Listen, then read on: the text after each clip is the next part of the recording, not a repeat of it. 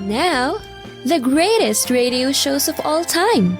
Suspense. The Shadow Node. Washington calling David Harding, counter-spy. Classic radio theater. The Great Gildersleeve. Fibber McGee and Molly. Dragnet. Gunsmoke. The Lone Ranger. Now, step back into a time machine with your host, Wyatt Cox. Good evening, friends of the Inner Sanctum.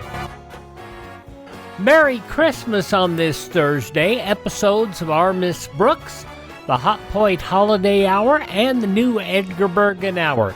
That's all straight ahead on this Thursday, Christmas Day, the 25th day of December, 359th day of the year, 6 days remaining in 2025.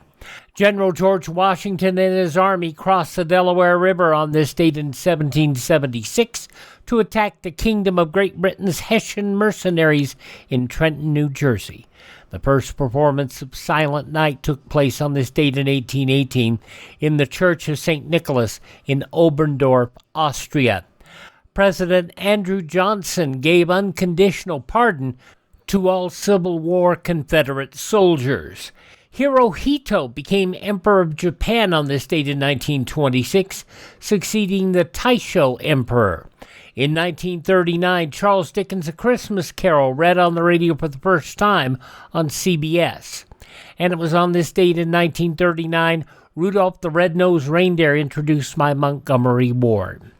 Opening in Los Angeles on this date in 1962, the movie adaptation of the Harper Lee novel, To Kill a Mockingbird. Is this the man who raped you? Well, it certainly is. The star of the motion picture, Gregory Peck. Mikhail Gorbachev resigned as president of the Soviet Union on this date in 1991. The Union itself would be dissolved the next day. Because of the situation which is now in our country, because of the creation of the Commonwealth of Independent States, I cease my activity as a president of the USSR. The United States recognizes and welcomes the emergence of a free, independent, and democratic Russia led by its courageous president, Boris Yeltsin. Gorbachev declaring his office extinct, handing over its powers, including control of the Soviet nuclear missile launching codes, to Russian President Boris Yeltsin. In 2009, passengers aboard a Northwest Airlines flight foiled an attempt to blow up the plane as it was landing in Detroit by seizing the suspect, Umar Farouk Abdelmuradab, a Nigerian accused of trying to set off explosives in his underwear. This was the voice of one passenger. It was scary. It was a loud firecracker that went off, and there was a fire in the plane after a few seconds. It was very scary for everyone. We should be happy that they didn't treat underwear like they did shoes.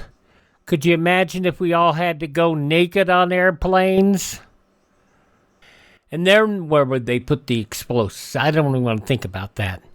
It was 5 years ago today, 2020, an explosion in Nashville occurred, leaving 3 civilians in the hospital. And it was 4 years ago today, 2021, the James Webb Space Telescope launched.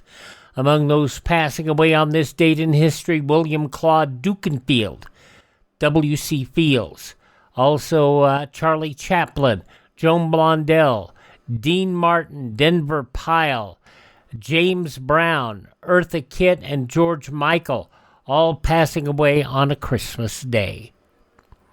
Birthdays on this date include Bogey, Humphrey Bogart. Louis, I think this is the beginning of a beautiful friendship.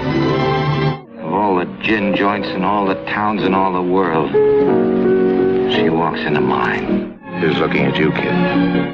Humphrey Bogart, born on this date in history. Others born on Christmas Day include Sir Isaac Newton, Red Cross founder Clara Barton, hotelier Conrad Nicholson Hilton, Robert Ripley, the collector of odd facts, bandleader Cab Calloway, singer-actor Tony Martin, Rod Sterling of the Twilight Zone, and Jimmy Buffett, all born on this date in history. They have all left the building. Hi, this is Jeff Foxworthy. It is now time for the birthday announcements. The following people are now officially older than dirt. Baby, if you ever wondered whatever became of me, I'm living on the air in Cincinnati's WKRP, and the program director of that radio station, Andy Travis, better known to us all as Gary Sandy, the actor, 80 years old today. Barbara Mandrell, wonderful singer, 77 years old today. Actress Sissy Spacek is 76. Stop it, Mama! Stop hurting yourself, Mama! He's gonna laugh at you. They're all gonna laugh at you. Look at me. With Piper Laurie from the original Carrie motion picture. Sissy Spacek, 76 today. Singers, Annie Lennox is 71 today. And Florian Claude de Bombardier Armstrong, better known as singer Dido, is 54 today. And in the WWE, he's Rusev. In AEW, he was Miro, which is closer to his real name. The wrestler Rusev is 40 years old today, which means this really is Rusev Day. Alrighty, those some of the people celebrating the 25th day of December as their birthday. If this is your birthday, happy birthday, happy birthday, happy birthday to you.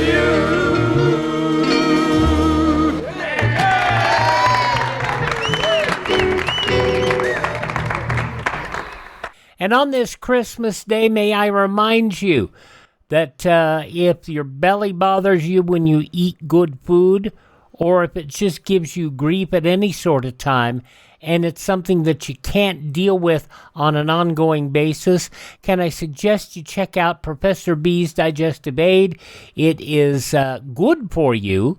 It is authentic, natural, pure honey, along with apotheria, a Roman herb, and pure ingredients. That's it.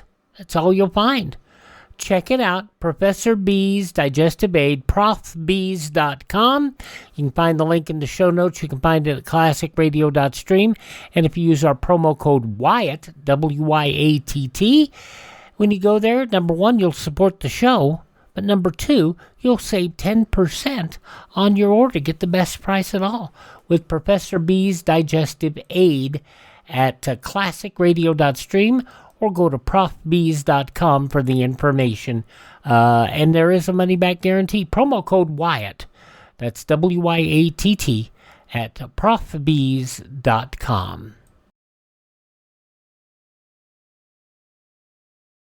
People in free countries abroad, no matter what their current image of our nation may be, are curious to know more about America and Americans. The printing presses of the Soviet Union are working at full speed to make sure that the picture they get of the United States is a slanderous one, a distorted view of our nation and its citizens. The range of books distributed by the communists throughout the free world is enormous, and their sheer volume staggering. There is something you can do as an individual to make sure that students and interested readers are able to learn the truth about us through a program called Books from America.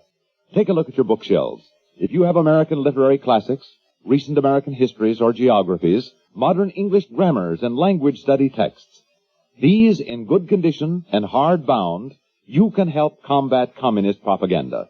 Mail them to Books from America, Box 1960, Washington 13, D.C. That's Books from America, Box 1960, Washington 13, D.C. And I think that program has ended, believe it or not.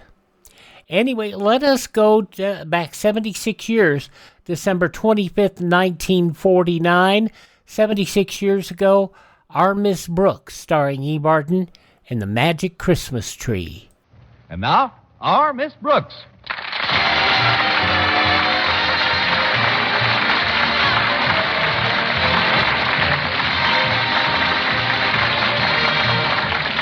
It's time once again for another comedy episode of Our Miss Brooks, written by Al Lewis. Well, most of us spent Christmas Eve with our families and friends. But our Miss Brooks, who teaches English at Madison High School, wasn't quite so fortunate. No, my family was too far away to visit, and it seems my friends had other plans. But I made up my mind not to brood about it, and was trimming a rather tiny tree in our living room when my landlady, Mrs. Davis, joined me. What a nice tree, Connie. It isn't really, Mrs. Davis, but it's the only one I could afford. Oh, what did you pay for it? I found it in a vacant lot. What I like about it is the size. It's not too big or too small. It's just too small. I'd like to stay here and celebrate Christmas Eve with you, Connie, but I promised my sister Angela I'd come over to her place. You remember Angela, the absent-minded one? Oh, certainly, Mrs. Davis. She always got a big thrill out of the holidays, even when we were girls. Of course, the poor dear could never remember when it was actually Christmas. And one Christmas morning, she did the funniest thing. What's that, Mrs. Davis? What's what, dear? What did Angela do? Angela? Your sister. My sister? The absent-minded one. What did she do? I haven't spoken to Angela in some time. What has she been up to? That's what I'd like to know. Maybe I can refresh your memory. Christmas morning, Angela did the funniest thing. Christmas morning isn't until tomorrow, Connie. You must be confused. Well, don't worry about it. I only get these spells once in a while. Well, you shouldn't let it go, Connie. If you don't mind my offering a little advice, I'd like to suggest that you train your mind to concentrate more. I'll do it, Mrs. Davis. Now, I've developed a little scheme which works wonders for me. Supposing you have trouble remembering where you put things around the house. Well, you just keep repeating the location to yourself with a sort of rhythm. For example, I just chant to myself, the mustard's in the closet, the bread is in the box. The mustard's in the closet, the bread is in the box. The mustard's in the closet, the bread is in the box. Now, isn't that simple? Oh. Mustard's in the closet, bread is in the box. That's wonderful, Mrs. Davis. If anybody wants a mustard sandwich, you're really ready. Yes. Now, before I do anything else, I want to invite you to join me tonight. Join you? Yes, dear. I'm going over to Angela's house? That's right. She's so cute with that little absent mind of hers. Why, sometimes she forgets what she's talking about right in the middle of a sentence and... Oh, dear me, I hope that cat's got enough milk. Well, I'm sure if we, But then, maybe someday, or if it doesn't seem to... And that's why I can't join you tonight. Thanks anyway, Mrs. Davis. I'll just spend a quiet evening at home here. But how about Mr. Boynton? Don't tell me he was too shy to ask you for a date on Christmas Eve. Why do you think there's mistletoe on all four walls? No, Mr. Boynton asked me all right, but then he canceled yesterday. Said he's going upstate to visit his folks for a couple of days. But don't worry about me, Mrs. Davis. I'll have a gay time. I'll listen to the radio, read, and from this window I can see our neighbor's television antenna. But what about the little gifts you've got for Walter Denton and Mr. and Mrs. Conklin and Harriet?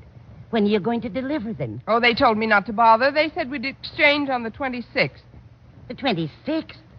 But I don't think the day after Christmas is the time to exchange gifts. You don't? You should see the department stores. What's that, Mrs. Davis? It's Minerva. Where are you, dear? Oh, she's over by the tree. Here, Rover. Minerva. Isn't it the strangest thing how she bites at the pine needles? I guess the rosin in them appeals to her. I'd swear she likes the taste of it.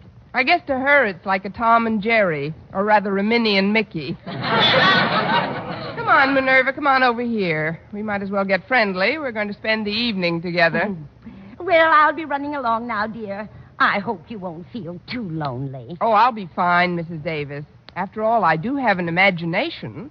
I'll hang my stocking up in a little while, and then when I'm pretending that I'm asleep, I'll sneak in and fill it. Oh, before you know it, it'll be midnight. Midnight of Christmas Eve. I can just picture it. A short, thin man in a black suit comes sliding down the chimney with an empty bag. St. Penniless, the schoolteacher's Santa Claus. Well, at least you're not bitter.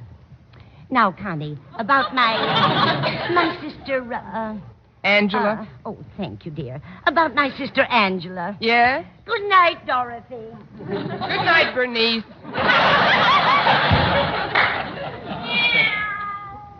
Oh, stop drinking those pine needles, Minerva. Come on over here. There's a good kitty.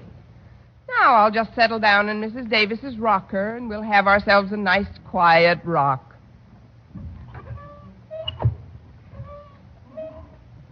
I've got to exercise more. My bones are rusting. Oh, it's the rocker. It's kind of soothing at that. You seem contented enough, Minerva.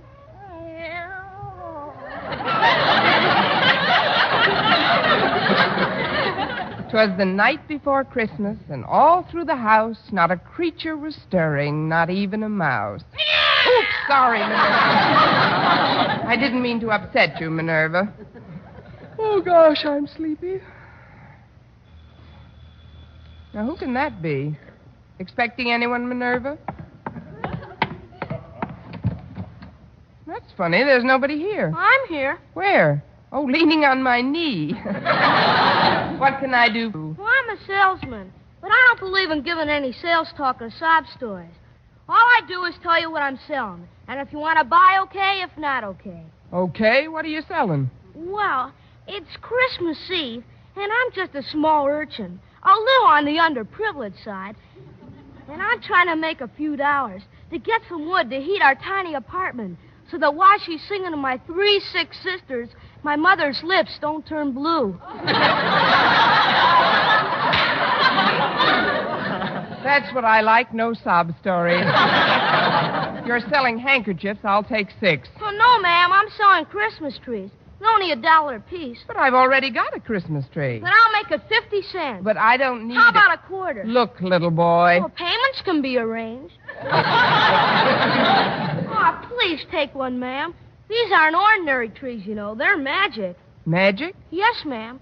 You'd be surprised what miracles will happen to you if you buy one. Well, a quarter isn't too much to pay for a miracle. It's 50 cents. I thought you said 25. That's when you sounded tougher to sell. Oh. Well, before I melt down to my coal buttons and the stovepipe hat, here's 50 cents. Well, you won't be sorry, ma'am. Here's the little tree. Say, it is kind of cute at that. Would you like to come in and help me set it up? I can't. I've got to get right home. My sitter's been alone long enough. Sitter? Well, what about your mother and the firewood? Well, that's just a routine. My folks are attending a dinner the other bank presidents are giving for Father.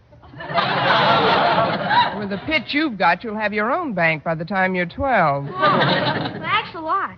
And good night, lady, and Merry Christmas. Same to you, you little underprivileged millionaire. Oh, I'll put this tree over here. Maybe we can find some extra trimmings for it in the morning. Minerva, will you stop gnawing on those pine needles? I wish I knew what made them so appetizing to her.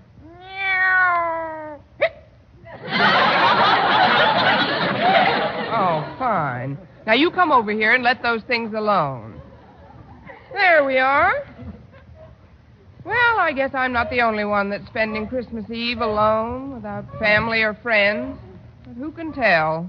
Maybe Santa Claus has something up his big red sleeve that I don't even know about yet. Of course, I do have a squeaky rocker and Minerva. Jingle bells, and merry stuff like that. Oh, what fun it is to rock with a big, fat, drunken cat.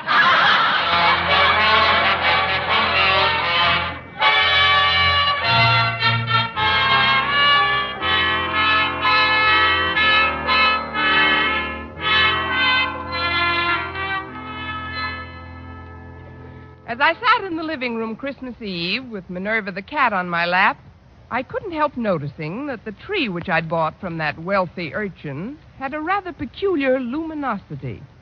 Although there wasn't any artificial illumination, It seemed to glow from deep down in its branches. As I rocked back and forth, I started to get very drowsy. Little boy said this tree was magic, Minerva. No, I don't believe it either. Still, it is Christmas Eve, and some very strange things have happened on Christmas Eve.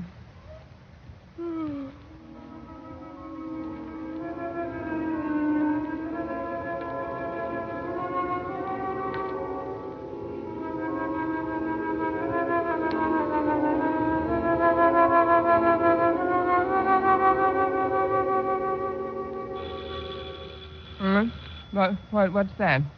Oh, I must have been dozing. Coming! Well, it's Walter Denton. Come in, Walter. Noel, joyeuse Noel. Gracias.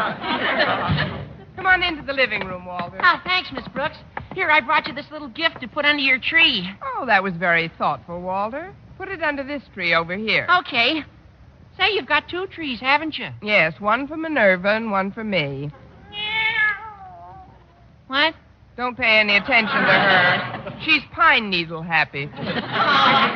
Well, Miss Brooks, as you know, I was supposed to spend the evening nestled snugly in the tight little confines of my own small immediate family circle. Oh, for heaven's sakes, come out of there. You're giving me claustrophobia. But I went to my father and mother and crowed their permission to come over. Wait a minute, Walter. You crove their permission to? Yeah. Crave, craven, crove, isn't it? Oh, Walter, of course not. Crave, craved. Let's see. Crave, craven. After you crove their permission, what happened? Well, they waived my presence for a long enough while for me to deliver to you, Miss Brooks, the little token of my esteem and affection, which is now ensconcing under the tree. Walter, are you still in my English class? Well, sure, Miss Brooks. Well, I'd better bone up a little. One of us is going to flunk this term. Well, it isn't just the gift, Miss Brooks. That's not the only thing that brought me wayfaring from the warmth and conviviality of my own heart. Oh, please don't start that again. I'm glad you dropped over, Walter. And if you want to spend the rest of the evening with your folks, there's no rush with them. They've got my present under our tree already. Now, what I'd like to say, Miss Brooks, though, is something I've wanted to say for a long while. Yes, Walter? Now, it's a little on the sentimental side, perhaps, for a so-called hep high school boy to be telling a teacher, but it's sincere, Miss Brooks. I'm sure it is. It's something I feel deep down inside of me, Miss Brooks, from whence so many of one's warmer emotions stem. That's whence they stem from, all right.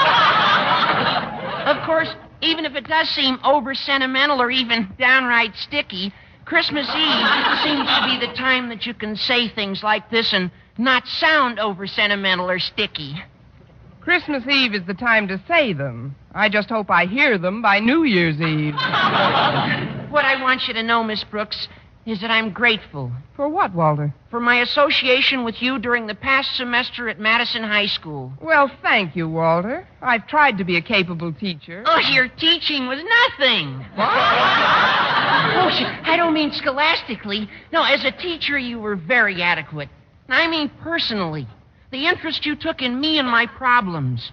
For that, I could never thank you if I lived to be 100. Of course, you'd be gone a long time by then. Merry Christmas to you, too. You don't know what it's meant to me to have your ear whenever I needed it. Oh, it was nothing, really. I have another one. Especially about girls. Gosh, you remember how silly I used to act about girls? Every time one of them looked at me, I giggled like a kid. And then, overnight, I matured. I met the one woman who really mattered. Harriet Conklin.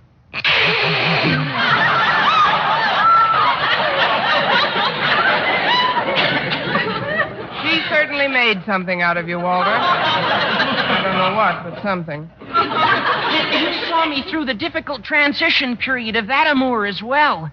While Harriet and I were adjusting to one another. It was wonderful to be able to come down to you for advice, Miss Brooks. It isn't every boy who has such an interest taken in him by some intelligent, elderly person. Give me back my ear. I can't hear you. Not that you're ancient or anything. Gosh, I've seen girls who don't look as good as you do. Girls? What do you think I am? Shut up, Minerva. By the way, Miss Brooks, I see you got lots of mistletoe on the walls. Were you expecting Mr. Boynton tonight? Yes, Walter, I was. We were going for a wheelchair ride together. He had to visit his folks upstate. His folks? Gosh, they must be well along in years. His father's over 50. They may shoot him next spring. Look, Walter, while you're here, you might as well pick up the little gift I got for you. Oh, but Miss Brooks, you shouldn't have. Where is it? Under the tree on your right. It isn't much, just a remembrance. Oh, gee, I almost forgot. I can't open it yet. Why not? Oh, you mean you want to put it under your tree at home and open it with your family? Oh, not exactly, but I'll get it later, Miss Brooks. Oh, there they are now. I'll answer it. There who are now? Come on in, folks. She was all alone when I got here. Then it's really a surprise, isn't it? We should have stayed home Christmas Eve. Besides, it's freezing out. Now, Osgood, don't be so grouchy. Hello, Miss Brooks. Merry Christmas. Why, it's Mr. and Mrs. Conklin. And Harriet, how are you all? I'm cold. Oh, that's too bad. Come here, Minerva. Rub up against Mr. Conklin. What's that? What did you... Go away, cat. Why, she seems to like you, Osgood. Or is she hungry, Miss Brooks? She's not that hungry. I don't like cats. Why doesn't she go chase a mouse or something? Well, you forget, Mr. Conklin, this is Christmas Eve. There isn't one stirring. Hey, Harriet. Yes, Walter? There's a lot of mistletoe around this room. I know. It's real pretty. Osgood, notice all the mistletoe in this room? What? Oh, that green stuff. Yeah. More often than not, it makes me sneeze. Oh, come on, Osgood. Let's see if it does. Oh, now, Martha, don't embarrass me so. It doesn't make you sneeze, does it, Harriet? I'm willing to find out. Here's a nice wreath of it on this wall. Yeah. Well, here we are. Yes, here we are.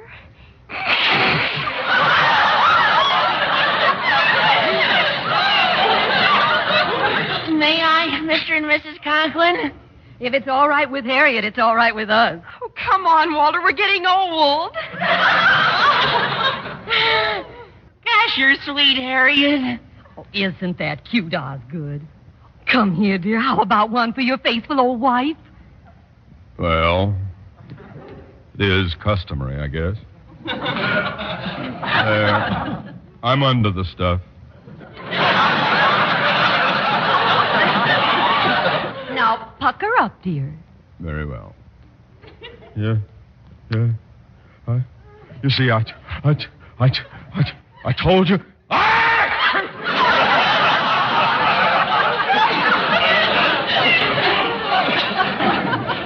Now, let's stop this romantic drivel and act like adult human beings. Miss Brooks, I'd like to take advantage of this visit to inquire as to your plans for the coming year's classwork. Do you have your schedule all laid out? Well, frankly, Mr. Conklin, I haven't had much chance to work on anything. Haven't had much of a chance, but you've been away from school all week. Your vacation started last Monday. I know, Mr. Conklin, and that's what I took the week as. I mean, a vacation is something you go on when you get the opportunity to. You don't work on it or during it, unless, even though I didn't actually go anywhere, when my vacation came along, I went on it, or was on one, usually.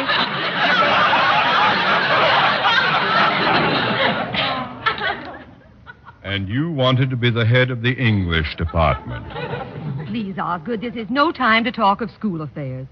We're here to spend part of our holiday with Miss Brooks. It was very nice of you to think about me, Mrs. Conklin. It was nice of all of you. Where are Walter and Harriet? Denton, get my daughter away from that mistletoe at once. But, Mr. Conklin, Harriet isn't allergic to mistletoe. No, but I'm allergic to you. Harriet's almost irresistible sometimes, especially alongside of older women like Mrs. Conklin and Miss Brooks. Saved by the bell. I'll get it. Why, Mr. Boynton, come in. Oh, thanks, Miss Brooks. I thought you were going upstate to see your folks. Well, I was, but they sent me a wire that they wanted to come down here for a week or so. They'll arrive in the morning, so I thought I'd drop this little gift off for you tonight. Oh, but you shouldn't have. Where is it? Let's just put it under the tree in the living room. Look who's here, everybody. Well, it's Mr. Boynton. Hi there, Mr. B. This is nice. Hello, Boynton. Hello, folks. This is beginning to get more like Christmas Eve every minute. Sit down, Mr. Boynton. I'm certainly glad your folks decided to visit you instead of vice versa. Oh, so am I. There's a particularly good reason why I'm glad. There is? Well, yes. It gives me a chance to see how my guinea pigs are affected by this cold snap. So far, they haven't reacted at all. What do you expect them to do? Blow on their paws? Miss Brooks, have you pointed out the mistletoe to Mr. Boynton? Oh, why don't you stop that nonsense, Martha? It isn't nonsense. Mr. Boynton, look at the mistletoe. Mistletoe? Oh, yes. A very interesting example of the flora found in various areas throughout the globe. An evergreen parasitic shrub, it is indigenous to the regions where apple trees and oaks abound. Now that the lecture is over, may we ask questions? Oh, certainly, Miss Brooks. Want to stand under it? Stand under it? Well, you see, because of certain characteristics in its makeup, an allergy is sometimes aggravated by its presence. I'll take a chance if you will. Come on, Mr. Boynton. Yeah, come on, Mr. Boynton. Just bring him over to this wall here. I'll get under it if you like. Well, don't just stand there. Can't you see Miss Brooks is cooking? Well, don't fuss for me. I couldn't eat a thing. Mr. Boynton, don't you know what standing under the mistletoe signifies? I know what it signifies to most people, but to me it's just...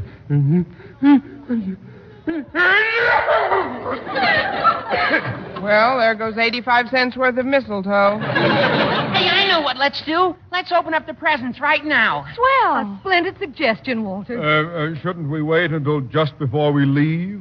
Might be less embarrassing that way. Well, if you want to open them now, Golly, this one tree is pretty crowded. I'll put some of these packages under this little one over here. Look out, Walter. You're bumping into one of the branches. Look out.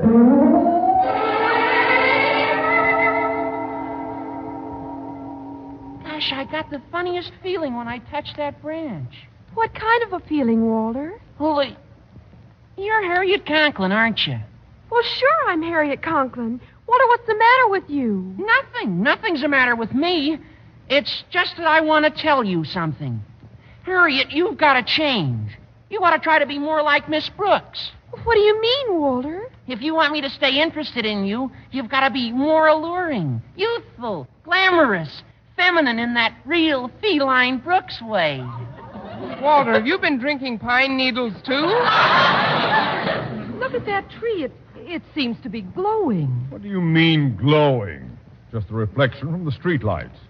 This party is giving me the memes. Holidays, indeed. Here, I'll just move the tree where it won't glisten in our eyes. There we go.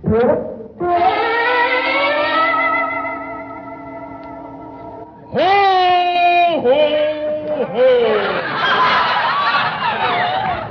Merry Christmas! I'm Mr. Conklin. Of course I'm Mr. Conklin. Happy-go-lucky, fun-loving, gag-a-minute Osgood. Gag-a-minute Osgood? Sometimes I've wanted to. Miss Brooks, is that really you standing there? I think so, Mr. Conklin. Why do you ask? Because you suddenly look so different, so intelligent. Miss Brooks, I've made up my mind. You are now head of the Madison High English Department. Well, thank you, fun-loving Osgood. I'm going to put this wonderful tree where it belongs, right in the center of the room. Give me a hand, Boynton. Oh, yes, sir, Mr. Conklin. I'll just take this end here and...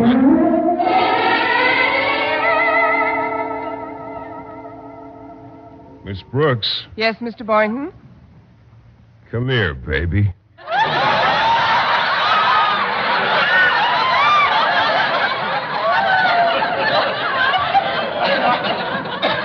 What?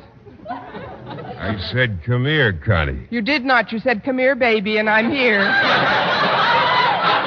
Look, he's taking her over to the mistletoe. Oh, isn't it wonderful? Well, what are you going to do, Mr. Boynton? Just call me Phil, Connie. And this is what I'm going to do.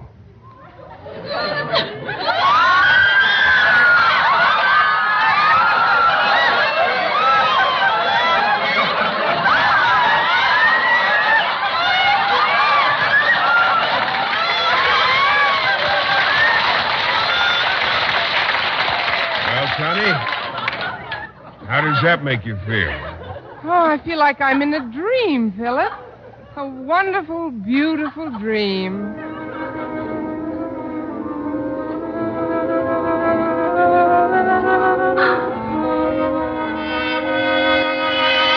Well, what's that? Mr. Boynton, where did you go? Where is everybody? Oh, I must have been dreaming. Well, that's real enough. I'll be right there. Oh, sorry, Minerva. I didn't mean to drop you.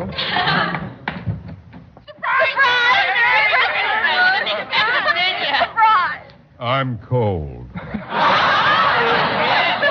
it's the Conklins and Walter and Mr. Boynton. But you all just left.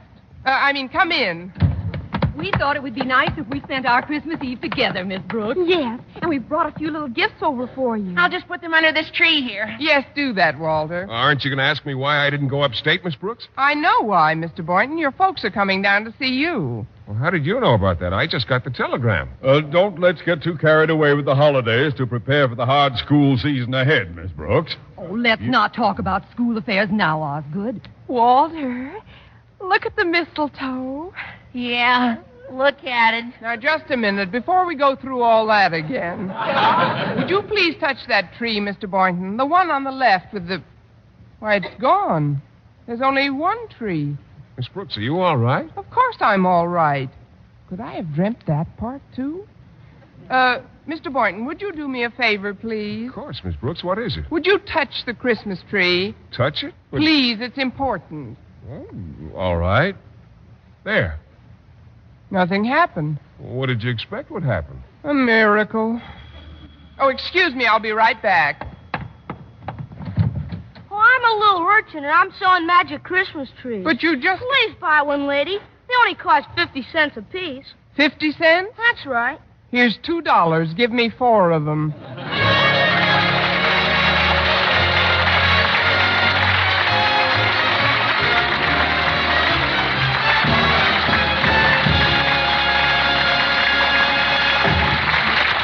Once again, here is Eve Arden. All over the studio here, there are happy signs of Christmas.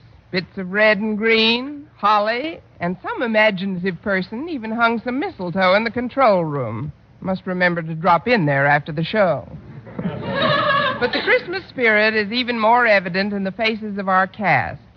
Together with our sponsor, the Colgate Palmolive Peat Company, makers of Colgate Dental Cream, Luster Cream Shampoo, and Palmolive Shaving Creams, we join in wishing you a Merry Christmas.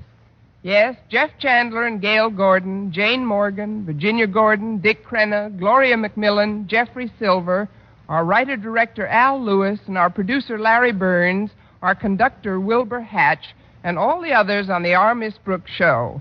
And we're gathered here to say, may this be the most joyous of the holidays for all of you.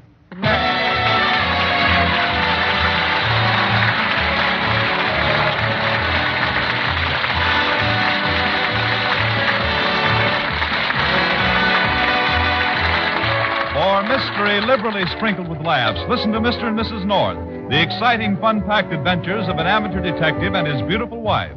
Tune in Tuesday evening over most of these same stations. And be with us again next week at this same time for another comedy episode of Our Miss Brooks.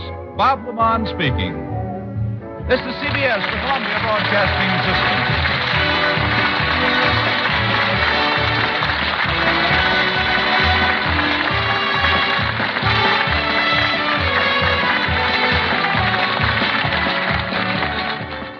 76 years ago, December 25th, 1949, Our Miss Brooks, starring Eve Arden, here on Classic Radio Theater with Wyatt Cox. Let me talk about what's coming up on the day after Christmas and the next week ahead, shall we? The Lux Radio Theater from 1938, Snow White. The Whistler from 1948, The Delayed Christmas Present. And Jack Benny's Day After Christmas from 1954. That's all coming up tomorrow.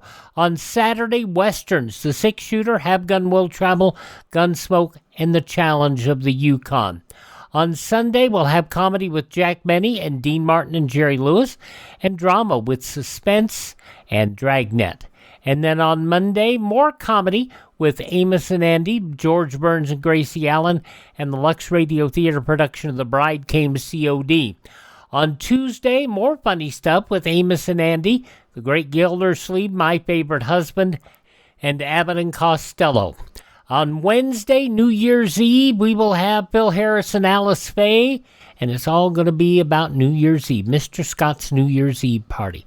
We'll also have Jack Benny, Jack Goes to Make Friends with Fred Allen, Fibber and Molly from 1940, and the New Year's Eve Sitter with Father Knows Best, starring Robert Young. A week from today, New Year's Day, we'll have the Screen Guild Theater presentation of Mr. and Mrs. Smith, Mr. President, and the new Edgar Bergen show with Lou Ayres as the guest. That's all coming up in the next 7 days here on Classic Radio Theater with Wyatt Cox. Up next, the Hotpoint Holiday Hour.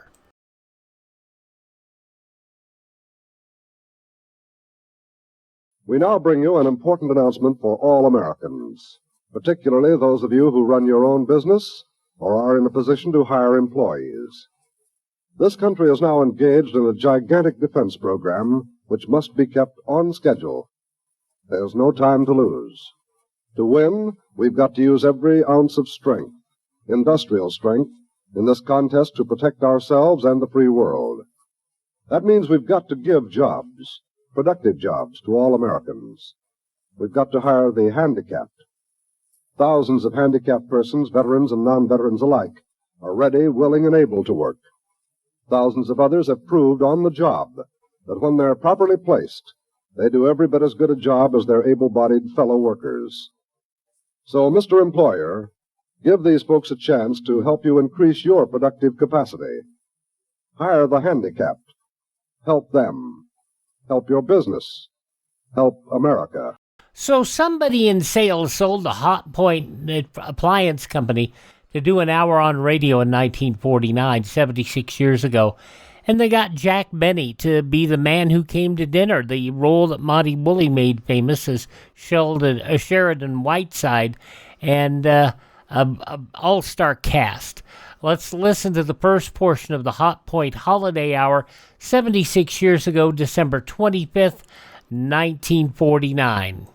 Hello, everybody. This is John Garfield. By way of wishing you all a very Merry Christmas, we of the Actors Company bring you an extra special holiday present. George Kaufman and Morse Hart's Broadway hit, The Man Who Came to Dinner, starring Jack Benny, Charles Boyer, Gene Kelly, Dorothy Maguire, Gregory Peck, and Rosalind Russell, with Henry Fonda as narrator, directed by Mel Ferrer.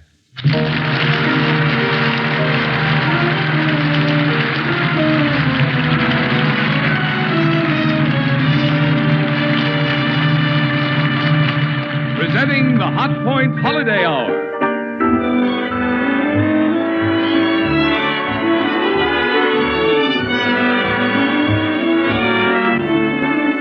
This is Marvin Miller speaking for Hotpoint, one of the world's great leaders in the development and manufacture of quality electrical appliances, who brings you Hollywood's distinguished Actors Company in The Man Who Came to Dinner, with warm-hearted wishes for a Merry Christmas, by more than 10,000 Hotpoint dealers and distributors, and the many thousands of employees who make and sell Hotpoint, America's fastest-growing line of electric appliances, all electric kitchens and home laundry equipment.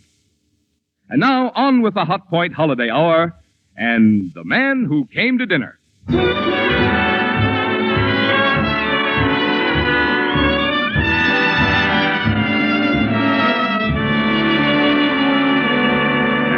transcribed, your narrator, Henry Fonda. Have you ever had a guest drop in at your house for dinner and stay for 2 weeks? I mean, aside from your relatives. There might be a better way to upset a household, but they haven't discovered one yet. Anyway, that's what our story is all about. Did you happen to see this week's Time magazine?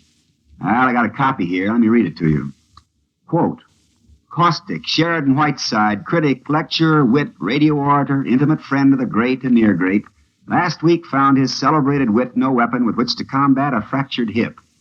The luxury-loving Mr. Whiteside, trekking across the country on one of his annual lecture tours, met his Waterloo in the shape of a small piece of ice on the doorstep of Mr. and Mrs. Ernest Stanley of Massalia, Ohio. Result, canceled lectures and disappointment to thousands of adoring clubwomen in Omaha, Denver, and points west.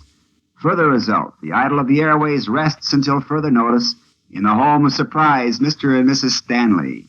Possibility Christmas may be postponed this year.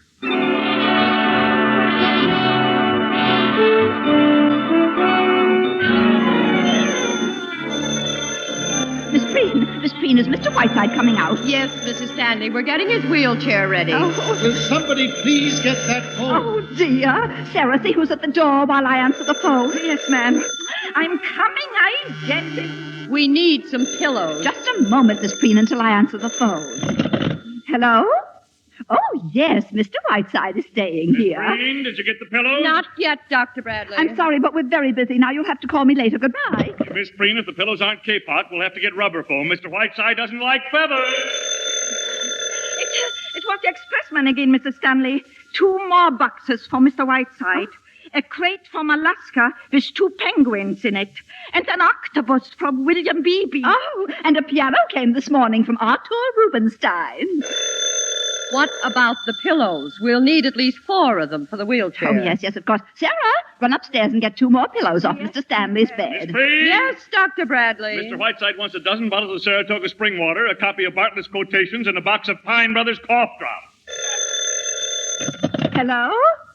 Oh, hello, Clara. Yes, the phone's been going all day. Yes, I know. Daisy. He just never goes to dinner anywhere. And then this had to happen. Poor Mr. Whiteside. Daisy, will you please give me a moment of your attention? Just a minute, Ernest, dear. I'm so sorry, Clara. Daisy, I must get to the office. I'll speak to you later, Clara. Goodbye. Daisy, I'm sure it's a great honor, Sheridan Whiteside in our house, but it is a little upsetting. Phone going all the time, doorbell ringing, messengers. Stanley, have the cough drops come yet? Well, they're on their way, Miss Cutler. Oh, Ernest, this is Miss Cutler, Mr. Whiteside's secretary. How do you do? How do you do? May I move this chair?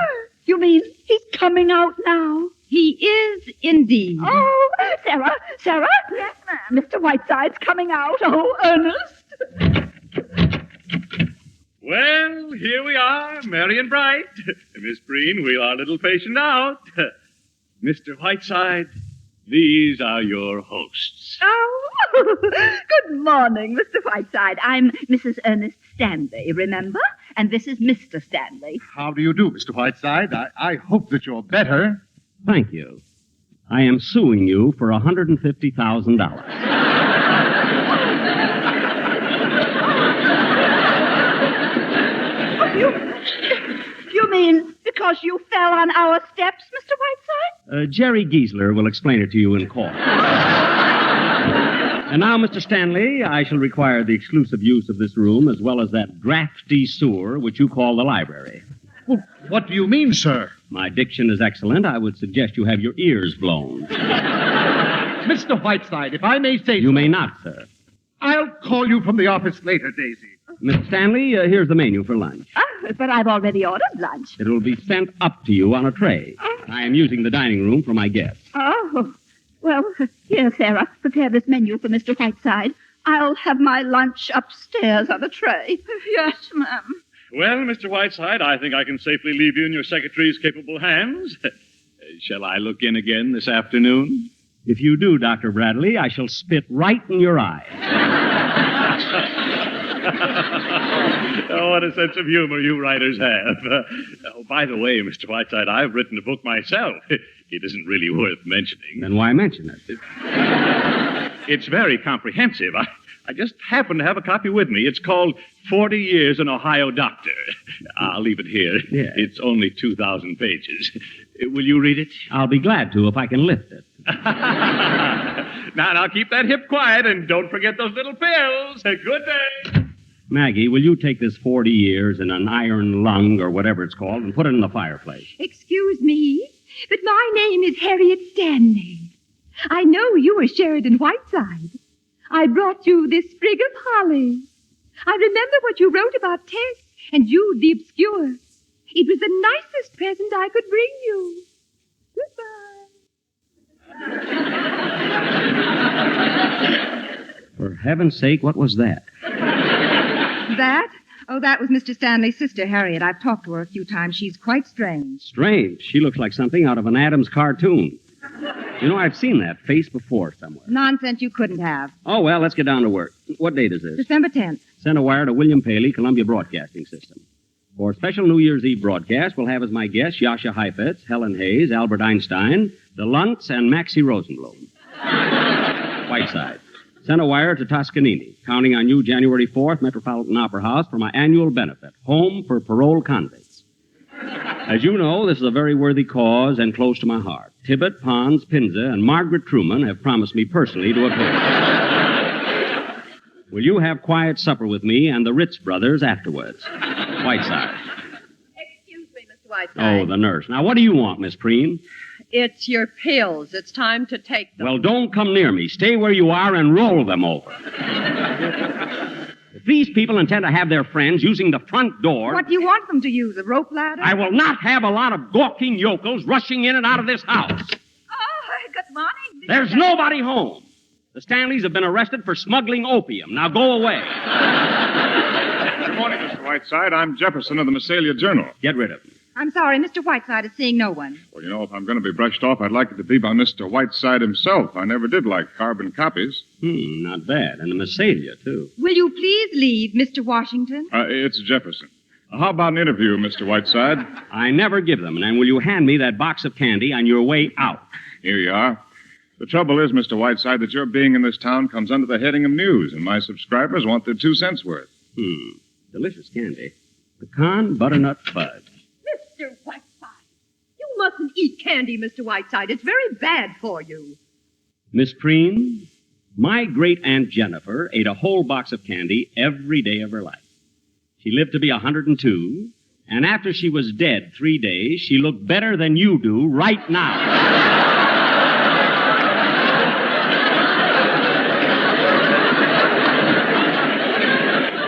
Mr. Whiteside. Well, I can at least report to my readers that chivalry is not yet dead. We won't discuss it. I suppose you've written that novel. No, I've written that play. Well, I hope you don't expect me to read it. Well, and how about a brief talk on famous murders? You're an authority on murder as a fine art. My dear boy, when I talk about murder, I get paid for it. Well, all right. What do you think of Massalia? How long you going to be here? Where are you going? Things like that. Very well. A, Massalia is a town of irresistible charm. B, I cannot wait to get out of it. And C, I'm going from here to Crockfield for my annual visit to the Crockfield Home for Parole Convicts. Jefferson, did you ever hear how Crockfield started? A couple of crooks got together and got crocked. Sit down, Maggie. This aging debutante, Mr. Jefferson, I retain in my employ only because she is the sole support of her two-headed brother. I understand. Well, thanks a lot, Mr. Whiteside, for being so unpleasant. Oh, by the way, I'm a cribbage player if you need one while you're here. Fine. How much can you afford to lose? I usually win. Well, we'll change that. Come back at 8:30. We'll play three-handed with Beatrice Fairfax here. Oh, Mr. Whiteside, there are 3 men here to see you. 2 of them are wearing prison uniforms, and the other one has a rifle. Mr. Whiteside, I don't know who these men are, but I will not stand Then here. go upstairs. Those are probably my luncheon guests. Jefferson, stay for lunch. Sarah, there'll be one more. Hello, Mr. Whiteside. Well, I brought the boys. Fine, Sheriff, fine. Maggie, take the sheriff's rifle and put it in the umbrella stand. Well, I guess it'll be all right, as long as I keep the cuffs on them. Lunch is ready, Mr. Whiteside. Good. Let's go right in. Now, let me see if I can remember your name. You're Michelson, aren't you? Butcher shop murders? Yes, sir. Thought I recognized you. And you're Henderson, the hatchet fiend. Always chop them up in a salad bowl. That right? Isn't it? That's right. Gentlemen, I must apologize. We're just having chicken, livers, tetrazzini, and cherry jubilee for dessert. I haven't got this kitchen organized yet. Mr. Whiteside. The chicken either. Mr. Whiteside, those Mrs. Stanley, your presence is unwelcome. Here, serve the white wine with the fish, Sarah, and close the doors.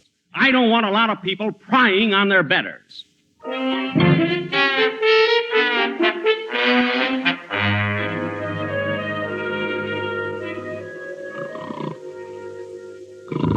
Mr. Whiteside. Mr. Whiteside, wake up. What? Oh, it's you, Miss Stomach Pump. I was dreaming of Ava Gardner, and I wake to find you. Where's Miss Cutler? She went out with Mr. Jefferson. That's the 4th time this week. Be quiet, Daisy. Mr. Whiteside, I want to talk to you. I don't care whether you're busy or not. I've stood all that I'm going to stand.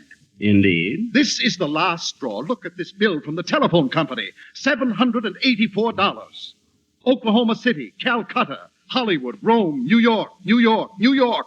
Now, I realize, Mr. Whiteside, that you're a distinguished man of letters. Yes, of course. We both do. Please.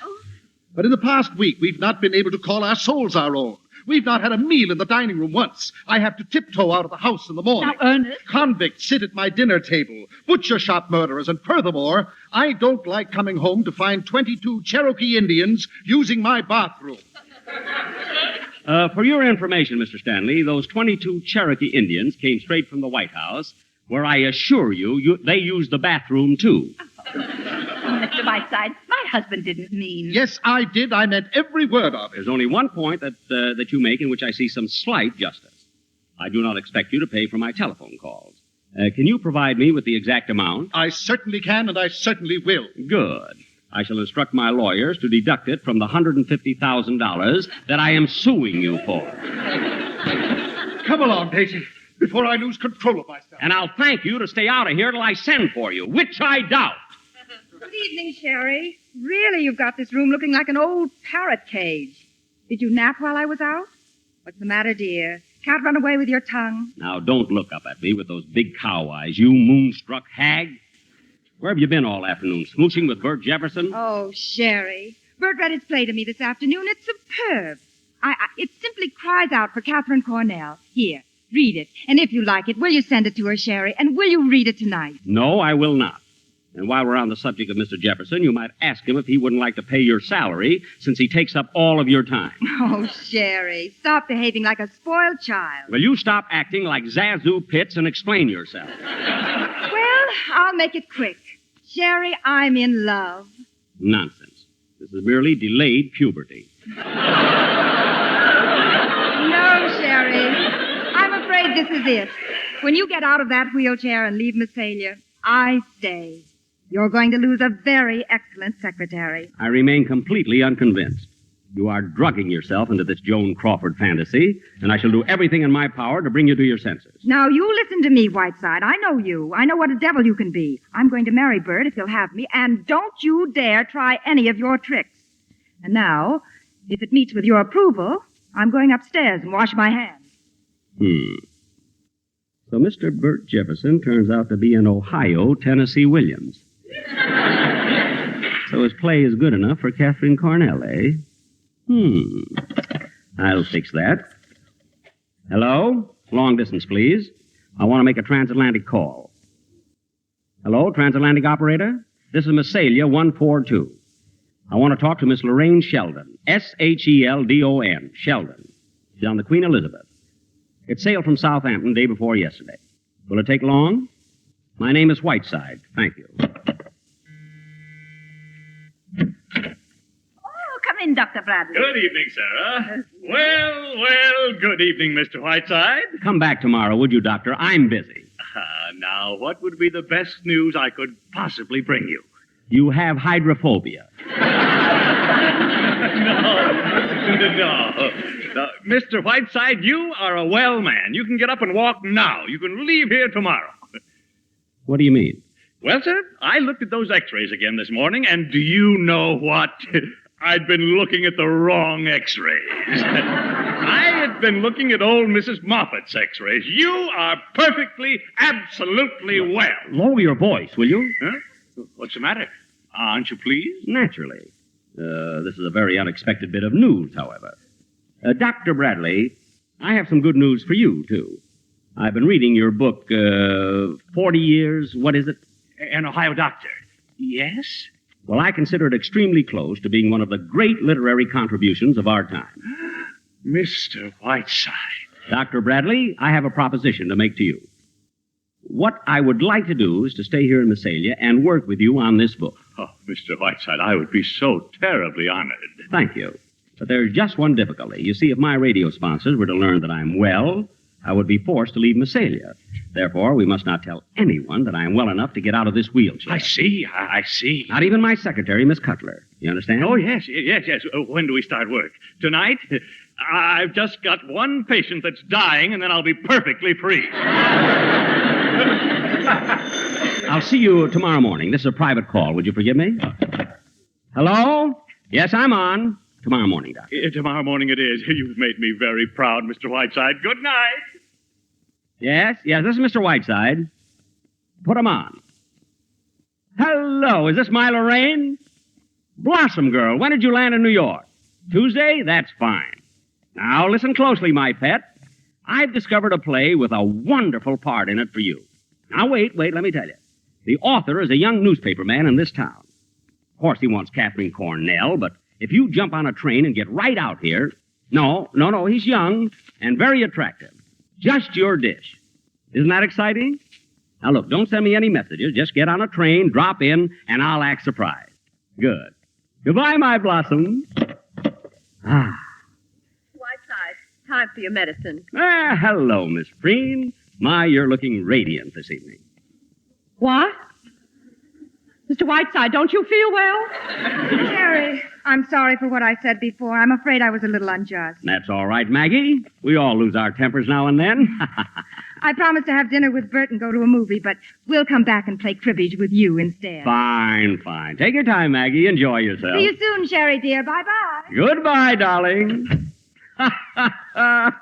If there's a bigger louse than I am, I want to meet him.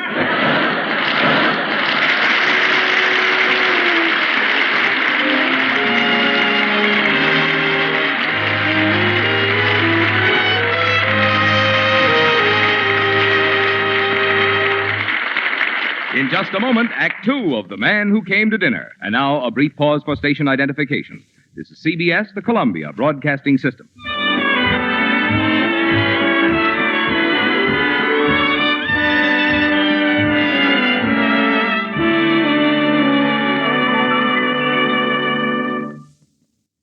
At Hotpoint, we're as old-fashioned in our ideas about Christmas as we are modern in our ideas about electric appliances.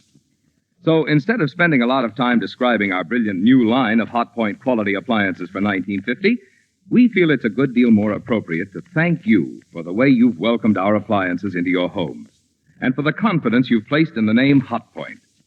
It is, after all, your recognition of Hotpoint value which has made us one of the world's largest manufacturers in the appliance field. More people choose Hotpoint ranges, water heaters, and dishwashers than any other make. More than 5 times as many people are buying Hotpoint refrigerators today as in 1939. Also, there are more Hotpoint ranges in use than any other kind. And Hotpoint is the world's largest manufacturer of commercial electric cooking equipment for hospitals, naval craft, restaurants, and hotels. We sincerely believe all Hotpoint products you can buy today are the very finest that experience, research, superb craftsmanship, and engineering can produce.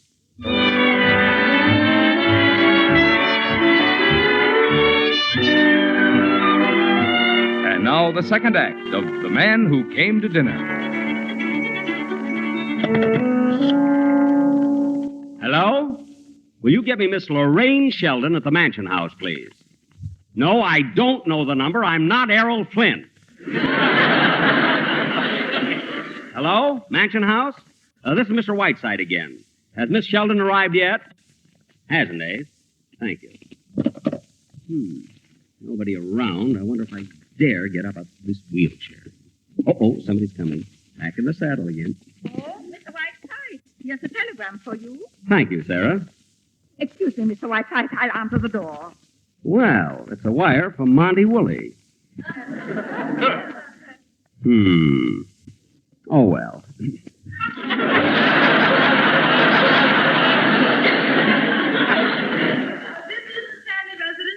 Yes, ma'am. Well, I've come to see Mr. Whiteside. Will you tell him Miss Sheldon is here? Lorraine, my blossom girl. Jerry, my sweet old darling. Look at that poor, sweet, tortured face. Let me kiss it. Oh, you poor darling. Your eyes have a kind of gallant compassion. How drawn you are. Oh, Sherry, my sweet, I want to cry.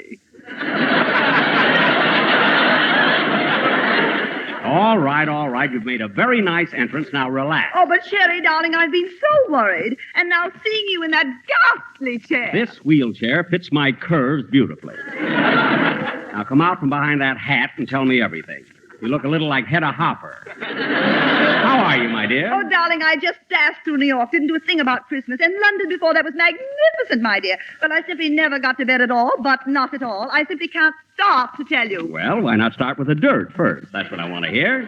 What about that fish face, the Marquis de la Roche? Haven't you hooked him yet? Now, Sherry, please. Pierre is a very dear friend of mine. Now, how, Blossom Girl, this is Sherry. Don't tell me you wouldn't like to be the Marquise de la Roche with $100,000 a year. By the way, is he still as wrinkled as ever? His neck reminds me of a convertible with the top halfway down. Now, Sherry, really. Pierre may not be young, but he's rather sweet, poor lamb. And he's very fond of me. The Marquise de la Roche. Won't Kansas City be surprised? Mr. Whiteside, did you get a chance to... Not yet, Dr. Bradley. I'm busy. Oh. Who's that? He fixes the plumbing. Now, come on, Lorraine. I want more news. But, Sherry, now, what about this play? I've been so excited ever since your phone call. Well, here's the situation. This young newspaper man, Bert Jefferson, brought me the play with the understanding that I sent it to Kit Cornell. Now, that's fair warning. The rest is up to you. Sherry, look, Bert has just given me the most heavenly... Oh, hello, Maggie. I knew you must be around somewhere. How are you, darling? Hello, Lorraine. Isn't Bert with you? Oh, here he is. This is Bert Jefferson, Lorraine. Young newspaper man. Oh? Miss Lorraine Sheldon. How do you do, Miss Sheldon? Jefferson. Why, Mr. Jefferson. You don't look like a newspaper man. You don't look like a newspaper man at all. Oh, really? I thought it was written all over me. Oh, no, not at all. I should have said you were, I don't know, a jet pilot or an explorer or something. They have that same kind of dash about them. I'm simply enchanted with your town, Mr. Jefferson. Tell me, have you lived here all your life? Not yet.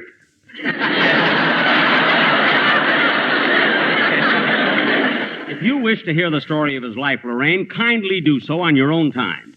Maggie and I have work to do. Now get out of here, Jefferson. On your way, Blossom. Oh, he's the world's rudest man, isn't he? Can I drop you, Mr. Jefferson? I'm going down to the mansion house, I think it's called. Well, thank you, but I've got my car. Suppose I drop you. Oh, would you? That'd be lovely. We'll send the taxi off. I'll see you in a little while, Sherry. Bye, Maggie. Goodbye, Mag. Am I invited back for dinner? Yes, you are. At Christmas, I always feed the needy.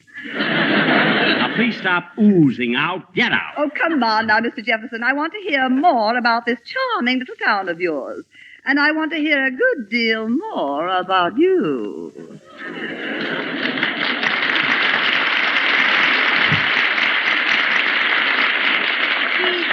She's looking very well, isn't she? What's that? Who? That fox in mink. Quite a surprise, wasn't it? Her dropping in? See who that is, will you, Maggie? Oh, all right. Marcel! Maggie, you look ravishing. You may kiss me. Marcel! Come in here, you amorous ham, and gaze upon a soul in agony. No, please, don't tell me how you are, Sherry. I've only 10 minutes between trains, so the conversation will be entirely about me, and I shall love it. How are you, Sherry? I'm fine, you love-bitten Latin. Now, how was the trip? Wonderful. I've never given of myself so freely.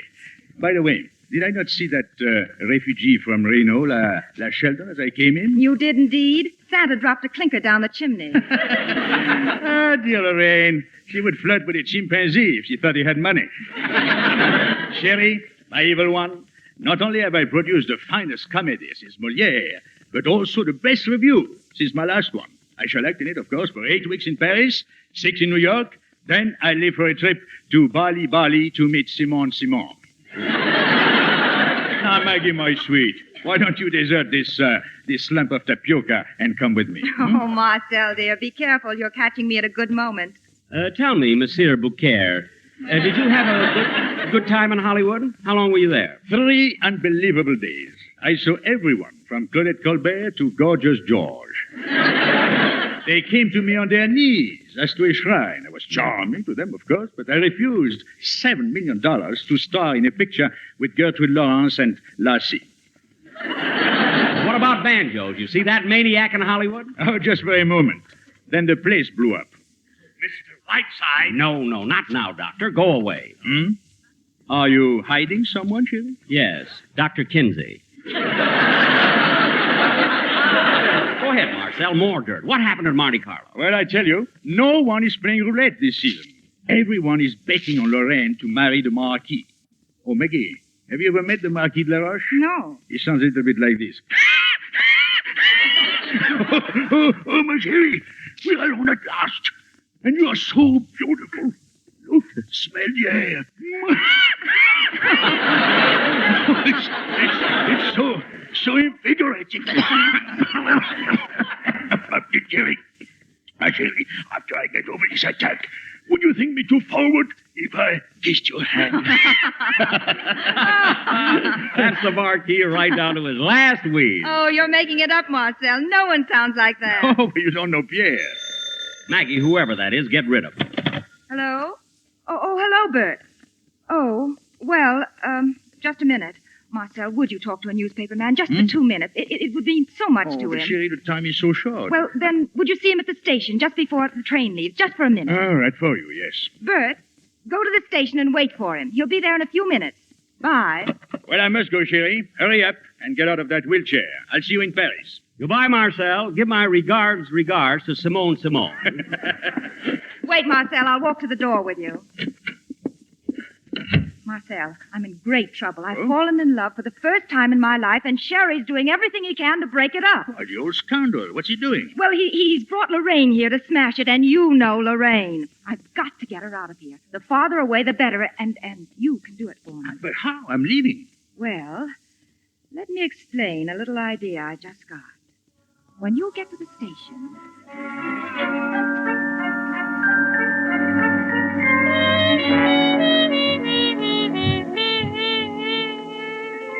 Maggie, where's Sherry? In the library, working on his script. Oh, of course, the Christmas Eve program.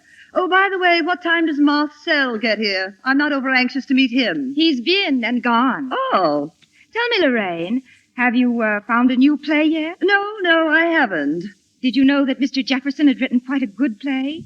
The young man that drove you to the hotel. Oh, really? No, I didn't. Isn't that interesting? Yes, isn't it? Oh, I'll get it. Hello? Yes? Miss Lorraine Sheldon? Huh? Why, yes, she's here. Here, there's a transatlantic call coming through for you, Lorraine. Transatlantic for me? Here? What in the world It's from Monte Carlo. Monte Carlo? Hello? Hello? Pierre! Why, what a surprise! How'd you know I was here? Oh, darling, your asthma sounds worse. Well, you're wheezing. Oh, yes, I can hear you very clearly. It's as though you were just around the corner. Oh, I see. What? Oh, darling, you don't know how I've prayed for this Oh, darling, yes, 1,000 times yes. Oh, dear, I'll take a plane right out of here and catch the next boat. What? Pierre, you're wheezing so. Yes, I love you, my darling. Oh, so much. Oh, you've made me the happiest girl in the world. Goodbye, darling, goodbye. Sherry! What's all the yammering Oh, about? Sherry, Pierre's just called me from Monte Carlo. He's asked me to marry him. Oh, I've got to get right out of here and catch the next boat. Lorraine, are you going to toss away the best part of your career to marry that reasonable facsimile of an accordion? Sherry, really, I haven't got time to argue. Now, Maggie, you must help me. Why, I'd be delighted. I have a timetable right here for you. You can make a Friday sailing. Oh, Maggie, darling, you are wonderful. Lorraine, you're making a big mistake. Oh, Maggie, what's the number of that hotel I'm at? Messalia 3-2. Messalia, 3-2, please. Oh, look out the window, Sherry. It's starting to snow. Isn't that wonderful? Oh, I never felt more like Christmas in my life. Don't you, Sherry, dear? Shut your nasty little face.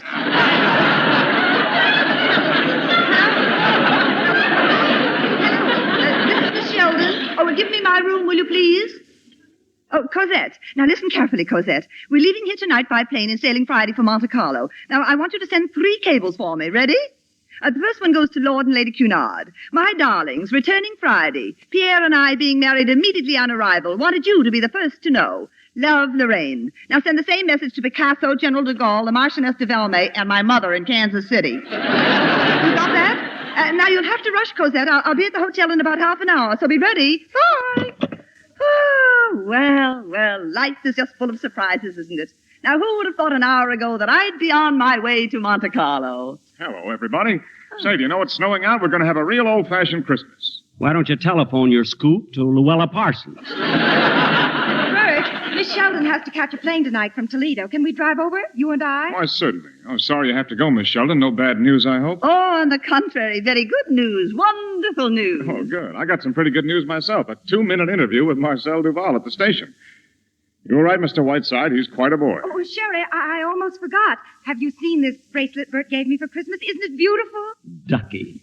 I was lucky to get even 2 minutes with Duval. He was in a telephone booth most of the time. I couldn't hear what he was saying, but from the face he was making, it looked like a scene from one of his plays. And look at the inscription Just here. a minute. Jefferson, Mr. Duval was in a telephone booth at the station? Yeah, he certainly was. I thought he'd never come out. He kept wheezing, making the funniest faces for about 5 minutes. Bert, will you mix some cocktails? I think I'm going to need a drink. Fine, I'll be back in a jiffy. I've got a new recipe for martinis that'll really open your eye. They're already open. Lorraine, my blossom, hand me the phone. Here, Sherry. Operator, has there been a call from Monte Carlo over this telephone within the past half hour? Yes, I'll wait. Sherry, what is this? What's that? There have been no calls from Monte Carlo for the past week? Thank you. Now, will you repeat that, please? Lorraine, hold this receiver to your shell-like ear. Hear that, dear? Yes. Thank you, operator, and a Merry Christmas. Sherry, now what is all this? What's going on? What does this mean? Lorraine, you have just played the greatest love scene of your career with your old friend Marcel Duval. Now, Sherry, stop it. I want this thing explained. Explained? You heard the operator, my pet. All I can tell you is that Marcel was indulging in one of his famous imitations, that's all. You've heard him do Pierre before, haven't you? Yes, of course, but why should he want to do such a thing? Oh, those cables. Now, steady, my blossom. What Take do it you mean, easy. steady? Do you realize that I'll be the laughingstock of Europe? I always knew that Marcel Duval was a stinker. Well, why would he try to chip me over to Monte Carlo like that on a fool's errand? Cocktails are ready. Only 10 to a customer. Oh, I think I begin to... Of course, that's it. Of course, that's it. Mr. Jefferson, that's a very charming bracelet you gave Maggie, isn't it, Maggie, dear? If I were you, I'd hang on to that bracelet, dear. It'll be something to remember him by. Well, you're still here, Miss Sheldon? I thought you were leaving. I've changed my plans. Wild horses couldn't drag me out of here now. Really? Well, good. And I hear you have written a simply marvelous play, Mr. Jefferson. I want you to read it to me tonight. Will you? We'll go right back to the mansion house now, and you'll read me your play. Well, I should say so. I'd be delighted. Maggie, did you hear that? Come on, Miss Sheldon. Let's have at it. Yes, let's have at it. See you later, Maggie. Oh, Maggie, this would be a good time for me to go over my radio script. Where is it? On the table. Oh, yes, thank you. Let's see this now. Sherry, I think you're the meanest man I've ever met. Ladies and gentlemen, this is Whiteside speaking. On this eve of eves, when my own heart is overflowing with peace and kindness, It's the most contemptible I would like to trick tell I've you the ever story heard of How anyone Elias could be P. that Crockett. cheap, that low. Some 30 years.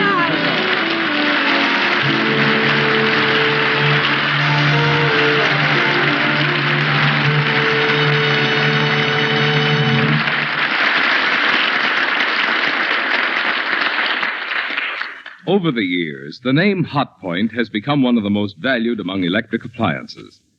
The reason is best expressed in our slogan. You can look to Hotpoint for the finest first. And that's certainly no idle statement. 45 years ago, for example, we built the very first electric range. Last year, Hotpoint was first again with a great new contribution to cooking ease and convenience. Hotpoint push-button cooking. We pioneered and perfected the electric dishwasher, too, and still lead the field with the only front-opening automatic dishwasher that has Calrod electric drying and a tabletop. Hotpoint was also first to dream of all-electric kitchens and laundry. We've made scores of other important advancements throughout our entire line of Hotpoint quality electric ranges, refrigerators, food freezers, dishwashers, disposalls, water heaters, automatic washing machines, dryers, ironers, and matched kitchen cabinets. In fact, not only ours, but all makes of electric appliances are better today because of Hotpoint's pioneering and leadership. Right now, more than ever before, it pays to look to Hotpoint for the finest first. And the conclusion of the Hotpoint Holiday Hour from 76 years ago, December 25th, 1949, follows these important words.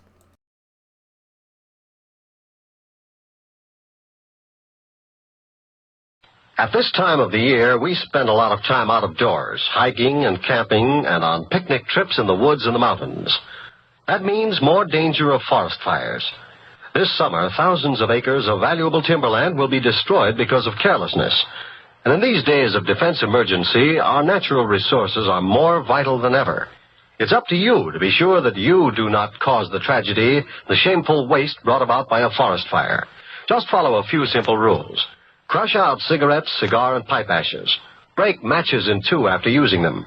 Drown all campfires, then stir and drown them again.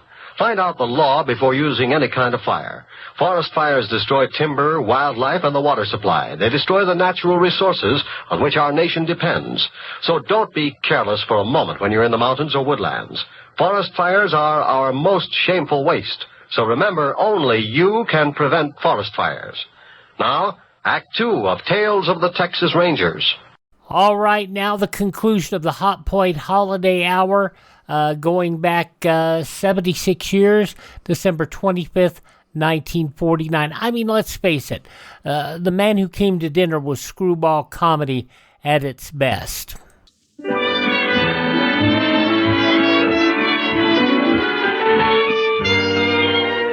now for Act 3 of The Man Who Came to Dinner.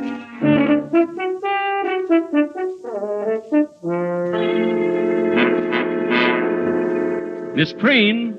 Miss Preen! Prune face! Yes, sir.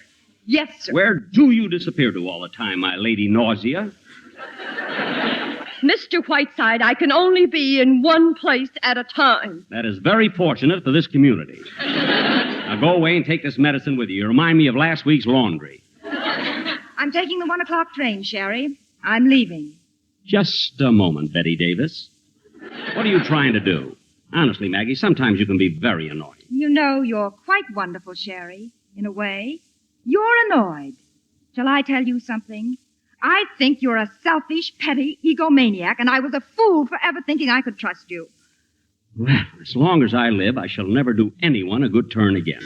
I won't ask you to apologize, Maggie, but 6 months from now, you will be thanking me. In 6 months, Sherry, I expect to be so far away from you, you couldn't find me with radar. Merry Christmas, Sarah.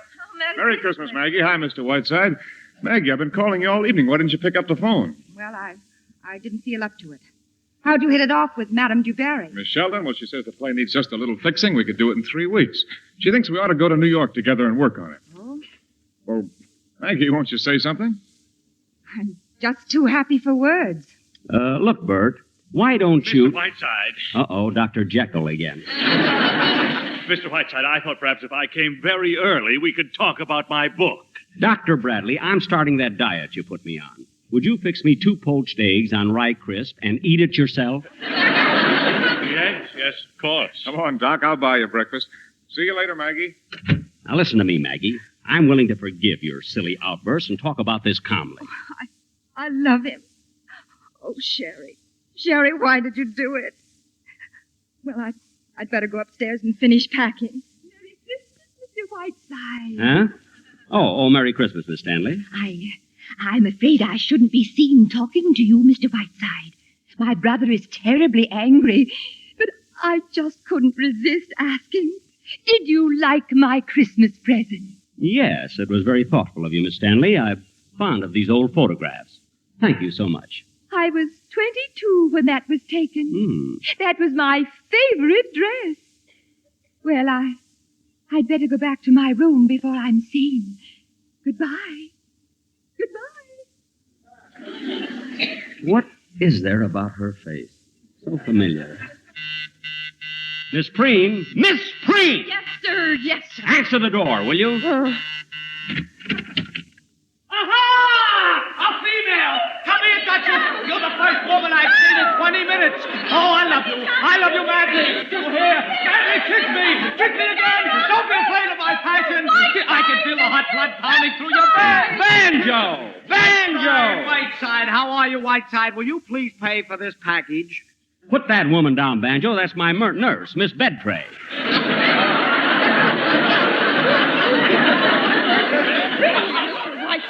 Banjo, you reformed school fugitive. How'd you get here anyway? Jerry Wald loaned me his reindeer. Whiteside, we finished shooting the picture yesterday, and I'm on my way to Nova Scotia. What? Flew here in 12 hours. Borrowed a plane from Howard Hughes. Whiteside, I brought you a wonderful Christmas present. Here. This girdle was once worn by Dolores Del Rio. Hey, listen, you idiot. How long can you stay? Just long enough to take a bath. I'm on my way to Nova Scotia. Where's Maggie? Nova Scotia? What are you going to Nova Scotia for? I'm sick of Hollywood. Besides, there's a dame in New York I don't want to see, so I figured I'd go to Nova Scotia and get some smoked salmon. Where's Maggie? Upstairs in her room. I'm going up and see her. If I'm not back in half an hour, come up and save me. Banjo, I'm very annoyed at Maggie. After all these years, she's repaying my affection by behaving like Stella Dallas. What are you talking about? How was I supposed to know that she was really in love with him? In love with who? I just got here, remember? I'm telling you, you Hollywood nitwit. A young newspaper man here in town. Maggie finally fell. Well, what do you know? So, Lorraine Sheldon happened to come out here and visit me. Tiger Lil, here? Yep. And this young fellow has written a play. You can guess the rest. He's going to New York with Lorraine to rewrite. Oh. Say, wait a minute. What do you mean Lorraine Sheldon happened to come out here? Sherry, I smell a rat. A rat in a wheelchair. Well, all right, but I did it for Maggie. I thought it was the right thing for her. Oh, sure, you haven't thought of yourself in years. Oh, Mr. Whiteside, I have some cookies here for you. Thank you. Not bad. But you're welcome, Mr. Whiteside. Never mind, Sarah. He's crazy. And hungry. Come, Petrushka. We will dance in the snow until all St. Petersburg is aflame with jealousy. Come to the kitchen with me. Mr. Whiteside, I am quitting. My address is on the desk inside. You can send me a check. Do you realize, Miss Preen, that this is completely unprofessional? I do indeed. I am not only walking out on this case, Mr. Whiteside. I am leaving the nursing profession. From now on, anything that I can do to help exterminate the human race will fill me with the greatest of pleasure. Well, you can start with yourself first. Good day. Good day. Mr. Whiteside. Now, what do you want, Stanley? Come in, Sheriff. Yes, sir. Mr. Whiteside, this gentleman is a deputy sheriff. If you're not out of this house in 15 minutes, he will forcibly eject you, bag, baggage, wheelchair, penguins, and octopus. I am now going upstairs to smash our radio, so that not even accidentally will I ever hear your voice again. You can't miss it today. Sure you don't want my autograph, old fellow? 15 minutes, Mr. Whiteside. Sarah, you are magnificent. Fly with me to Valhalla. I will build you a restaurant and we'll barbecue Duncan Hines. Anything new, Whiteside? No, Banjo. Maggie's taking the 1 o'clock train out, and I have exactly 15 minutes in which to pull out of my hat the biggest rabbit you've ever seen. What do you mean, 15 minutes? My host has sworn out a warrant. I'm being kicked out. Open the door, Sarah. It's probably some mustard gas from Kaufman and Hart. Yes, sir. Oh, good morning. Is Mr. Whiteside up yet? Yes, Miss Sheridan. Oh. Merry Christmas, darling. Birthday is magnificent. I've come here to have Christmas breakfast with you. Oh, Banjo. What a surprise. How are you? I'm fine, Lorraine, fine. How's the husband business? Very funny, very funny. It's too bad, Banjo, that your pictures aren't as funny as you seem to think you are. Lorraine, how can you say such things when you know I'm mad for you? Mad, mad, mad, do you hear? M-A-D-E, mad. Let me take you out of all this, Lorraine. Let me take you out of all this and back to the stockyards. Think of anything yet, Whiteside? Yeah, suicide. What time does the boat sail? 10 minutes. What boat is this? The good ship up the creek.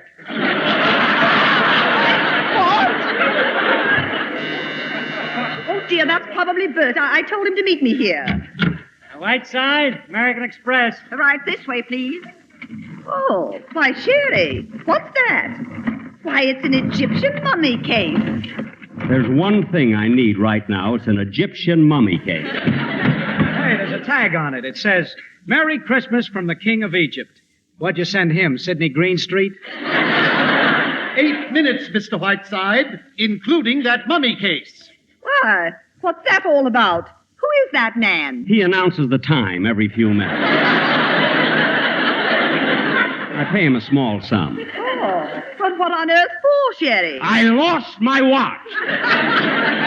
Oh, you know, Sherry, I think this mummy case is rather beautiful. Just think, Cleopatra might be in one just like that. A woman like myself. But not as cold. A woman who once lived and loved, full of the same passions, fears, jealousy, hates. And what remains? Lydia Pinkham? Just this case and nothing more. That's all that remains. Oh, I'd like to open it and stand inside. Yes, Banjo, yes. Here, Lorraine, I'll open it for you. Here, try it on for size. Here I am, another woman living out her life. I want to cry.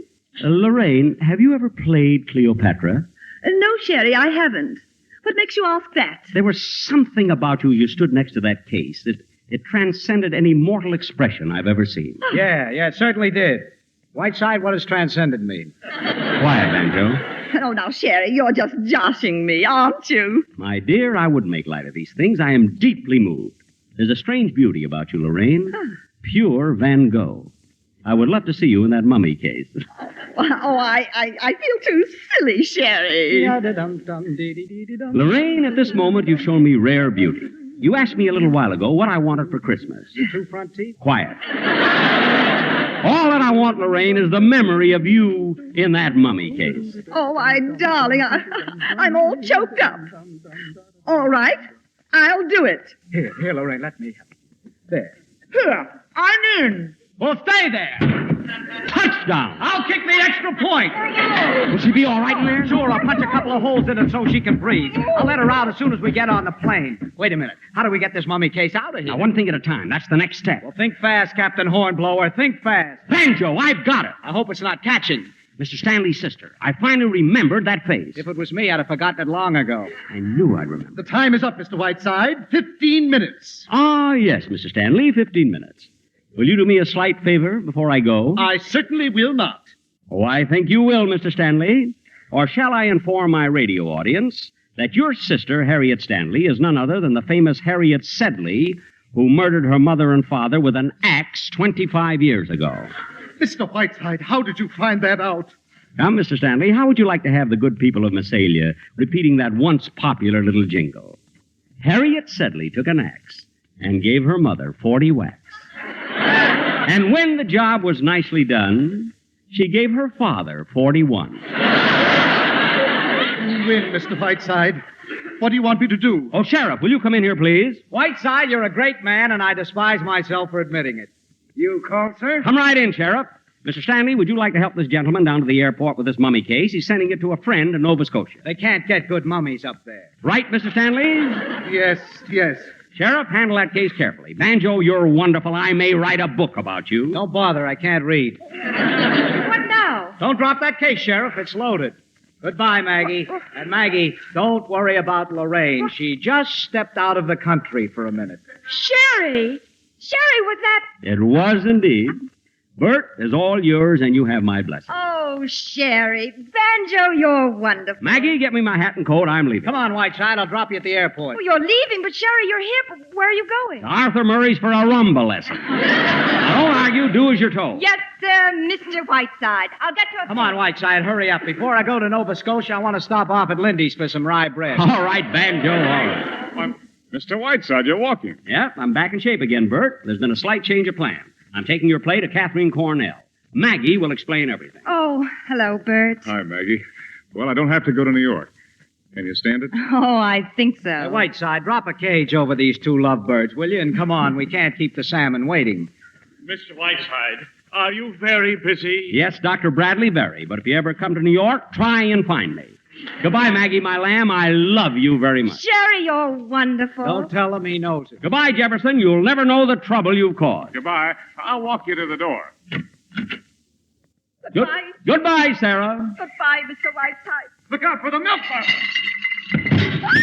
Oh! What was that? Maggie, get the wheelchair. Call the nurse. Where's the doctor? Oh, poor Mr. Whiteside. He tripped on the milk bottles and fell down again. Mr. Jefferson is carrying him in.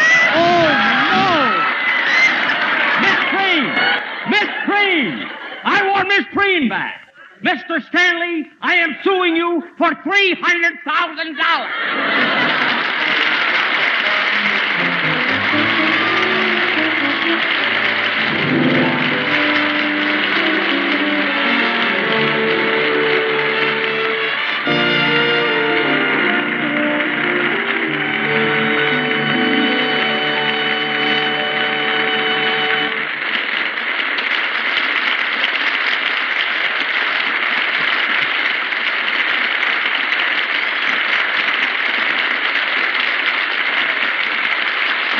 The Man Who Came to Dinner starred Jack Benny as Sheridan Whiteside, Charles Boyer as Marcel Duval, Gene Kelly as Banjo, Dorothy McGuire as Maggie, Gregory Peck as Bert Jefferson, and Rosalind Russell as Lorraine Sheldon. Also heard in the cast were Edith Angold, Eleanor Audley, Bea Benaderet, Lois Corbett, Willard Waterman, and Roland Winters. Music was composed, arranged, and conducted by Lee Harleen. Our play was adapted for radio by Hugh Wedlock Jr. and Howard Snyder, and was produced and directed by Mel Ferrer. This is John Garfield on behalf of the Actors Company. Thanks for listening, and Merry Christmas.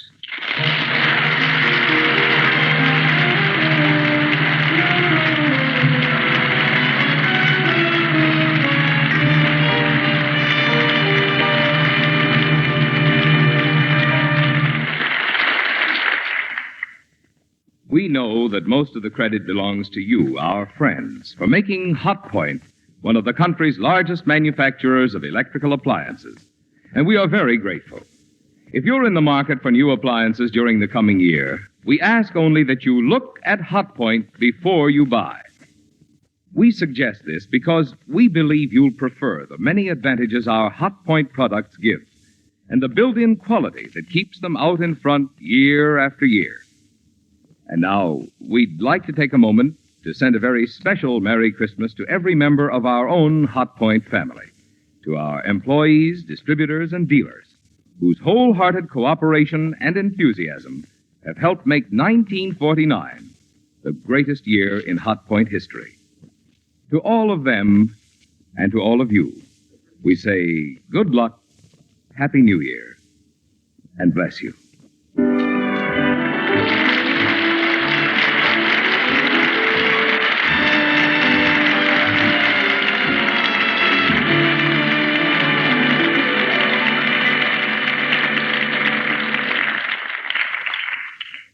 This is Henry Fonda again, speaking for the members of the Actors Company, who all hope that The Man Who Came to Dinner has added to your holiday cheer. We've enjoyed dropping in on you this Christmas afternoon. Merry Christmas and a Happy New Year.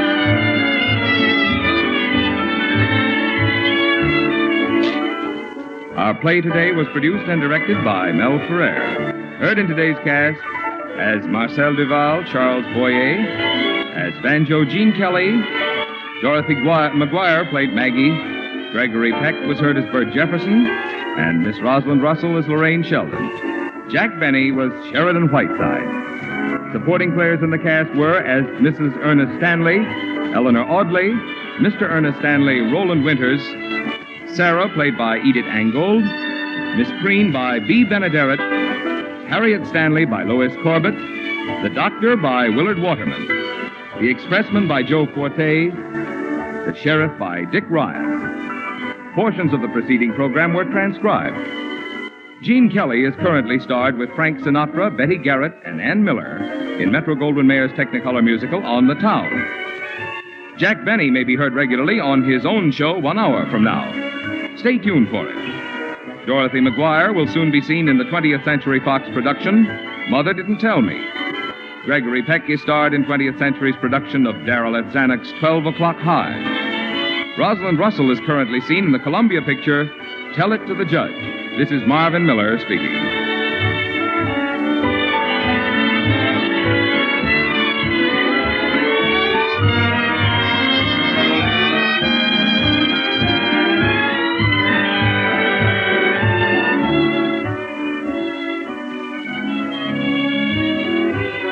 We return you to our studios.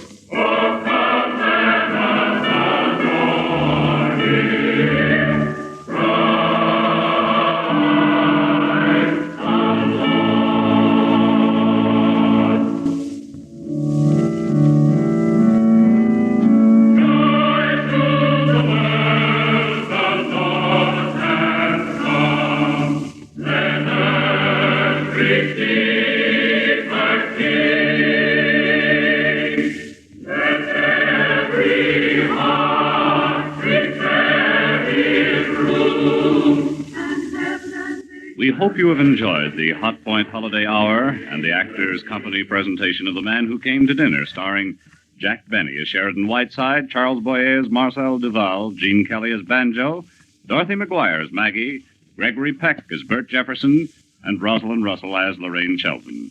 The program was produced and directed by Mel Ferrer. This is CBS, the Columbia Broadcasting System.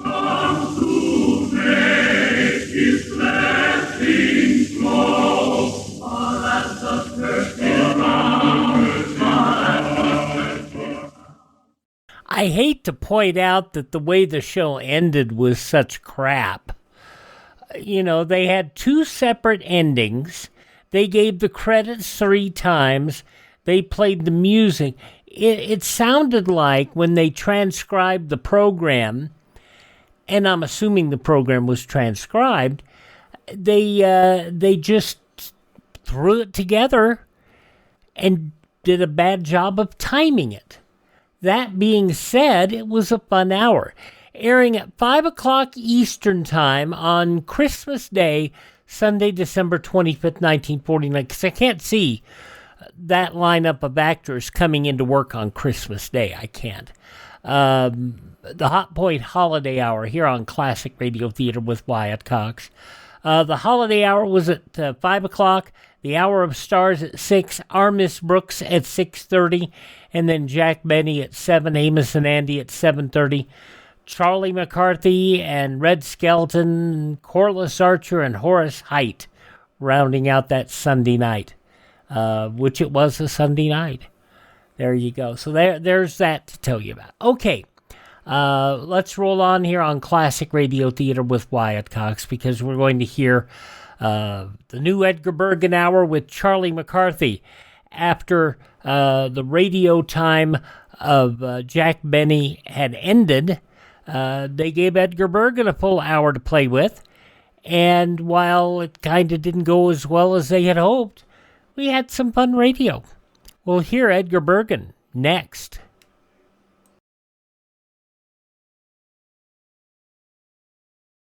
Did you know that you help to perform miracles? Human life itself is a miracle. Through the blood you donate and the money you give through your Red Cross, you help to preserve life. And now scientists and physicians have discovered another miracle you have a part in. Blood processed into gamma globulin for use in the prevention of paralysis in polio. To collect the blood, process it into gamma globulin for the protection of our children against the dread disease will take a lot of money. In addition, the Red Cross must continue to collect whole blood for civilian hospitals which it serves, for the Korean wounded, and for the building of a safe plasma reserve for national defense, both military and civilian. Blood gives life. Money packs and sends it. When you give through the 1953 Red Cross Fund appeal, you're helping to give life. You're helping keeping the blood bottles filled and delivered. Give, and give generously. Answer the call. Give the gift of life, give blood. Now the first half of the new Edgar Bergen Hour with Charlie McCarthy. This from Christmas Day 1955, 70 years ago today. From Hollywood, it's the new Edgar Bergen Hour with Charlie McCarthy.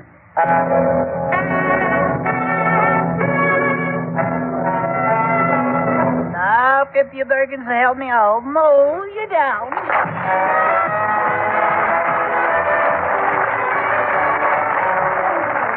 It's Sunday night, and time again transcribed for Edgar Bergen and Charlie McCarthy with Mortimer Snerd, Effie Clinker, Gary Crosby, Candy Bergen, Carol Richards, Ray Noble, Jack Kirkwood, Gloria Gordon, the Mellow Men, yours truly, John Heaston, and our special guest, Santa Claus's helper, Mr. Frank Fawcett.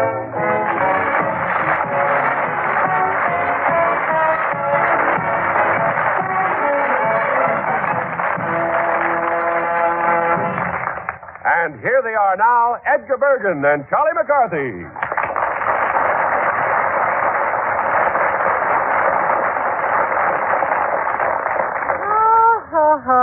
Well, Merry Christmas, everybody. And Merry Christmas to you, too, Charlie. My dear, sweet little boy. Dear, sweet little boy. Yes. Have you been inhaling that plum pudding? No. No, it's just that tonight, Charlie, my little daughter, Candy, is going to be on this show. Yeah. And that's why I'm so happy. You know, she's the apple of my eye. Yes, I know. But don't forget, Buster, I'm the cabbage of your bank book. Yes. Candy is so talented, you know. She sings, she acts, she recites, she plays the piano, and she gets wonderful marks in school, too. And she's only 9 years old. Doesn't that make you a little ashamed, Charlie? Well, so what? Her wisdom teeth grew too fast, that's all. Could happen to anybody. Yes. I hope you're not jealous. Me jealous? I welcome competition. You do. What have I got to worry about? Let the kid have her chance. Hello, Daddy. Charlie.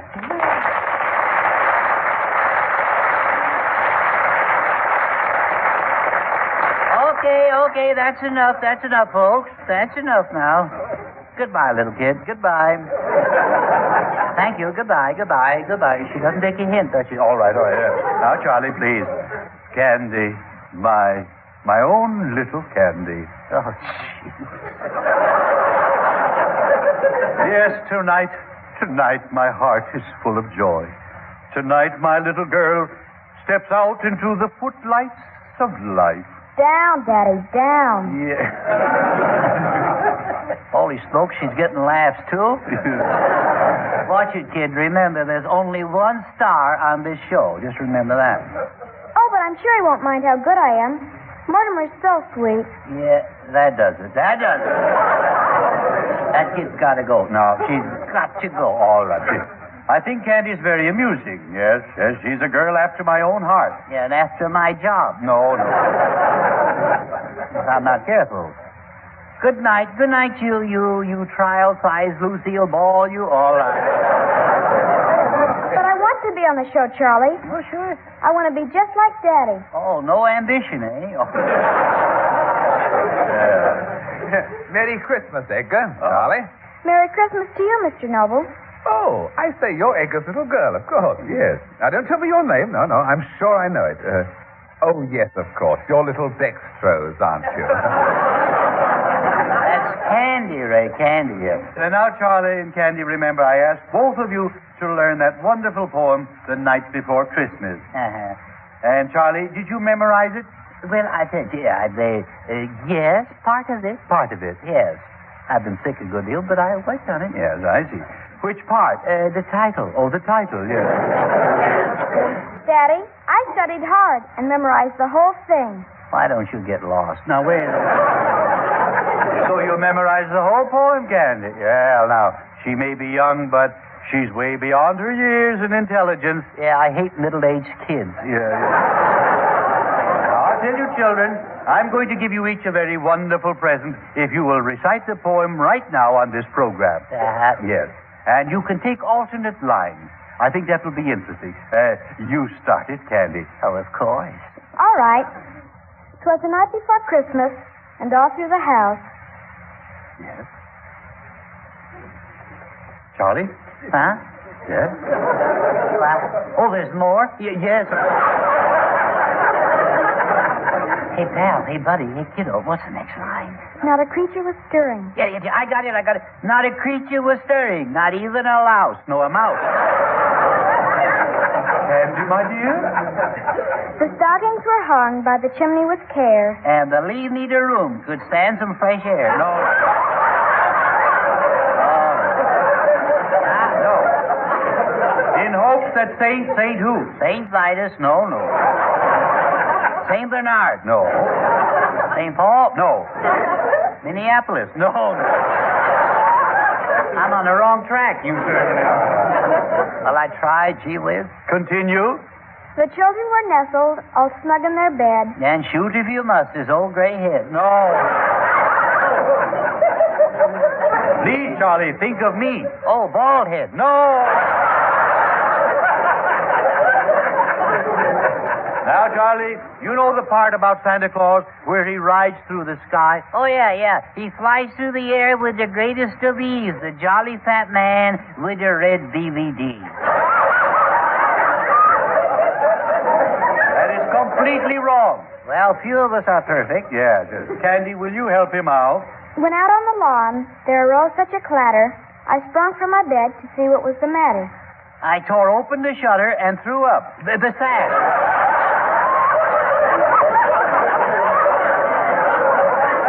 And now comes the reindeer. What about the reindeer? Yeah, what about them? Yeah. What were their names? There were Dancer and Prancer. Yeah, Dancer, Prancer, Dandruff, and Blintzes. No. Thunder and Lightning. No. What did Santa say? You know, on Dancer, on Prancer. Oh, yeah. On Dancer, on Prancer, and what do you know? Prancer came in and paid $2.20 to show.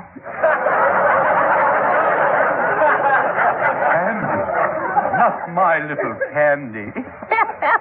I taught her that. Yeah, You taught her that? Yes. Yes. Well, it'd been better if you'd spent a little more time learning the poem instead. Don't you get it, Bergen? We both know the darn thing. Oh, you know it. We were only teasing you, Daddy. I see. Well, you two are always thinking of some monkey business. Yeah, we're busy. Yeah. You should have greater respect for your father. Why? Why? Well, I've been given a very rare talent. You have? Yes. Why do you hide it? No, I don't. I am a great ventriloquist. Oh. Yes, I am one of the few people in the world who can throw their voices. You see, I can throw my voice upstairs. I can throw my voice under the stage if I wish. Yes. You mean like this, Daddy? Hello, Joe, you down there?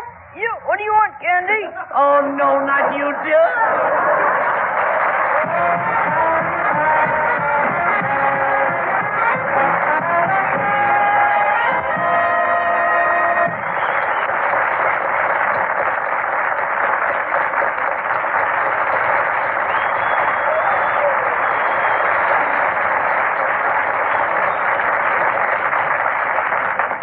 Now, ladies and gentlemen, here is our own Christmas carol, lovely Carol Richards, singing I'll Take Romance.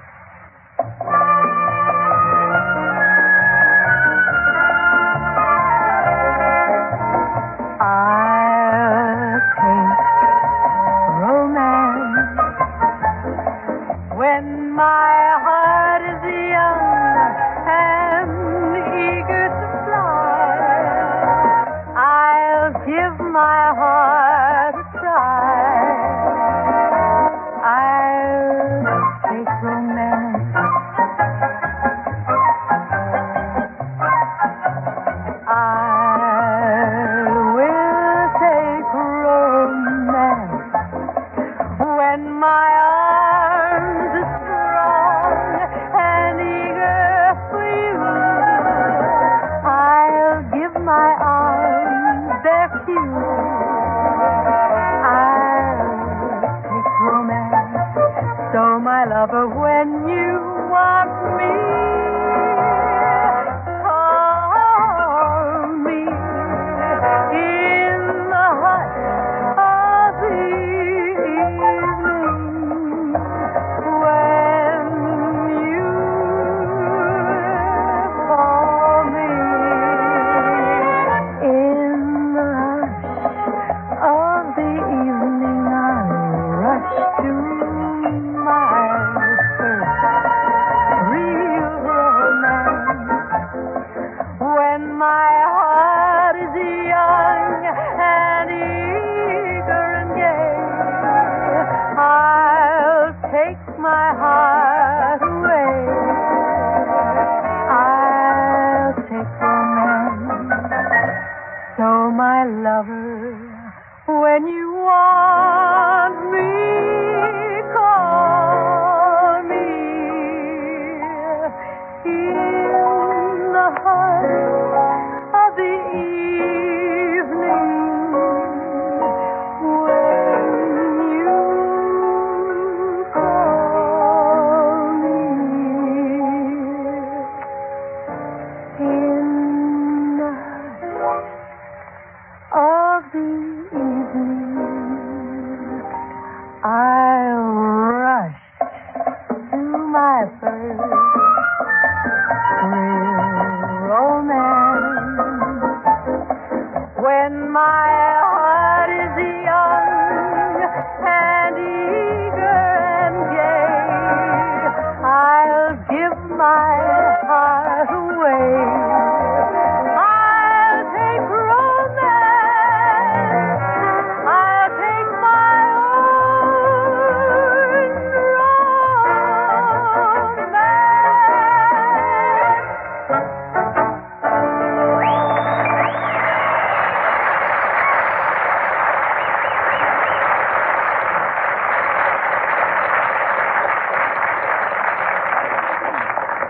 Now, ladies and gentlemen, it is time for the portion of our program that teaches you how to be completely self-sufficient.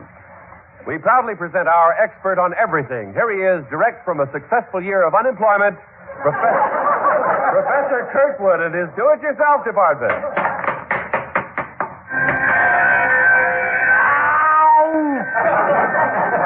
Good evening, Professor Kirkwood. And what is your topic for today? My subject should interest all those who spent more than they could afford this Christmas.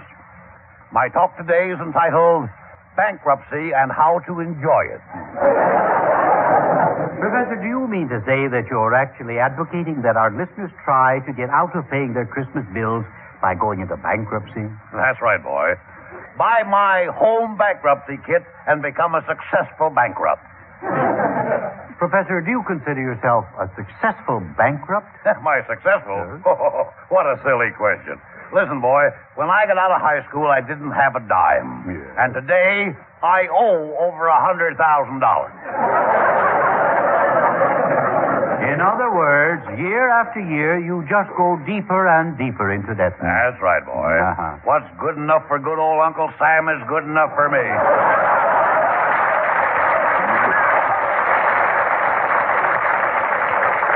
Professor, aren't you a little ashamed of yourself, jipping all those people out of their money? Oh, that I am, boy. Yeah. Sometimes I get to crying so hard I can hardly count the dough. Kirkwood, why don't you go straight? Nothing doing. A friend of mine went straight and nearly starved. Why? He was a contortionist. Oh, Oh, get it, West Contortionist. Oh, just call me the Red Horse. I'm flying tonight. That will do. Now, to get back to your bankruptcy kit, just what does it contain? Well, most important of all, it contains the names of some fine lawyers. Uh-huh. Now, just look at the list. Here's the firm of Get It, Got It, and Gone. Yeah. Habeas I Object, cut-rate criminal lawyers, walk upstairs and save 10 years. Oh, they're terrific. Yeah. In the last case, they got the jury so mixed up, they sent the judge to the chair. Well, that was pretty clever. Oh, then there's Loophole McKay. Yes. Why, during his career, he defended 30 murderers, and each one was hanged. They were all hanged? Yep. Oh, my. That's how he got his slogan. Swing and sway with Loophole McKay. I say that back in London, they have a frightfully distinguished law firm. No? Yes. Their name is Button, Button, Button, and Zipper. Zipper? Yes, old boy. He replaced one of the buttons that dropped off. One of the buttons that dropped off? I'm not well. Professor, our time is running out. Now, just what is the procedure that you have to go through, as you put it, to enjoy bankruptcy? Well, first you have to file your bankruptcy. Yes. Any ordinary nail file will do. Well, The next step is to demand a habeas corpuscle, mandamus pizzicato, and a choice of 2 vegetables. Yes. Or, as proved by the case of Smirnoff versus vodka. That was quite a case. I imagine. Went to the high court. You get it? High court. Well, thank you, Professor, but I'm afraid our time is up. Oh, too bad. Well, I'll just collect my lecture fee and go. Well, Professor, I'm sorry. I don't believe I can pay you. And why not? I've just decided I'm filing for bankruptcy. No.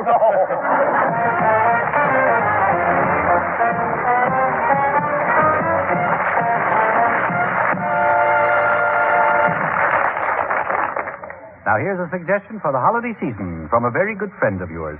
Say, the next time you plan a party, how about making it a pizza party? A spicy pizza pie, bubbling with tangy sauce and mellow cheese, is a quick trick to make your party a success. And when you use Chef Boyardee pizza pie mix, your pizza takes no time at all. It's that easy. Each gay yellow carton of Chef Boyardee pizza pie mix contains all the ingredients. The flour mix for a flaky crust, the yeast to raise it, the rich pizza sauce, even the Italian-style cheese. So how about it? The next time you plan a party, how about making it a pizza party with Chef Boyardee pizza pie mix? Pizza molto bene, what a tasty pizza pie. Boyardee's the chef that treats it to that real Italian style. Boyardee, Italian pizza pie by Chef Boyardee. Chef Boyardee, Chef Boyardee. Now here's Gary Crosby singing Autumn Leaves.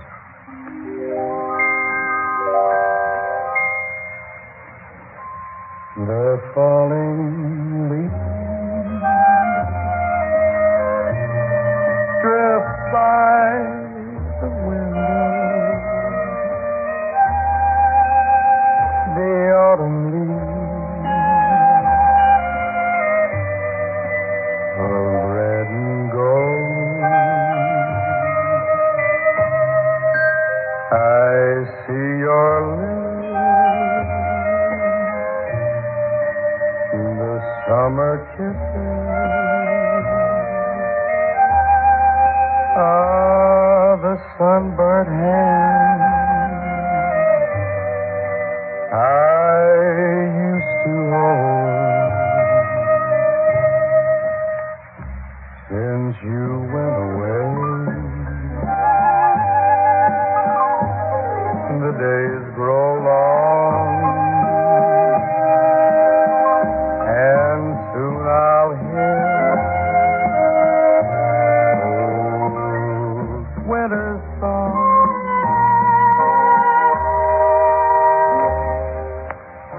But I miss you most of all, my darling.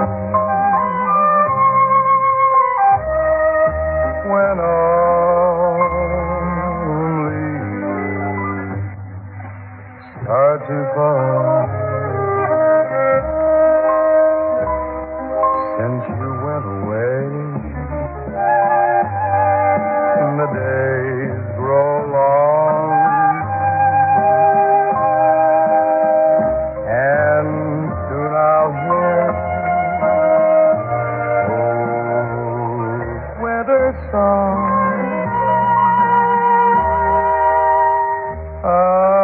But I miss you most of all, my darling. When autumn leaves start to fall.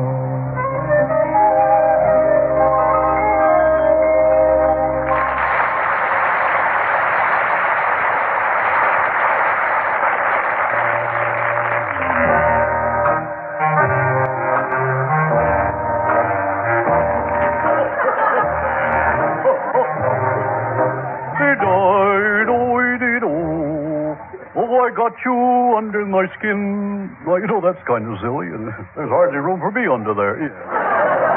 I noticed there's a bandage on your arm there. Oh, did you hurt your arm? No, I hurt my nose. Oh, I see. Why'd you put the bandage on your nose? Well, I couldn't breathe if I did that. Couldn't breathe. Yep. How did you hurt your nose in the first place? Well, bending down to tie my shoelaces. Oh, I see. That's ridiculous. I guess so. How could you hurt yourself trying to tie your shoelaces? Well, I was on the roof. Oh, you're on the roof. Yeah. And my shoes were down on the ground. Oh.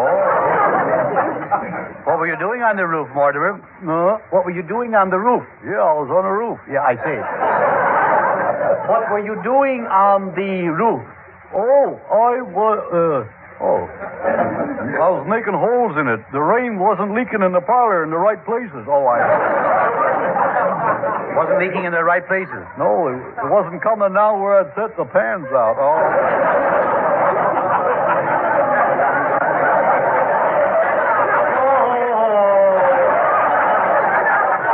Bunch of smart Alex out there tonight.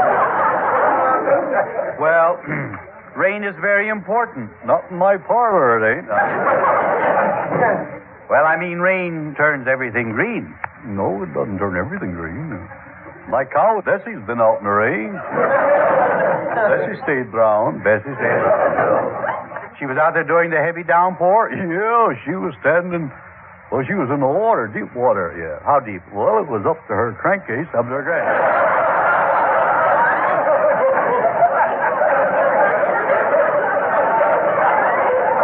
Well, what are you going to call it? I see. Well, it must have been difficult to milk her. Yeah, I guess that's how they got that saying. Oh, no, brown cow.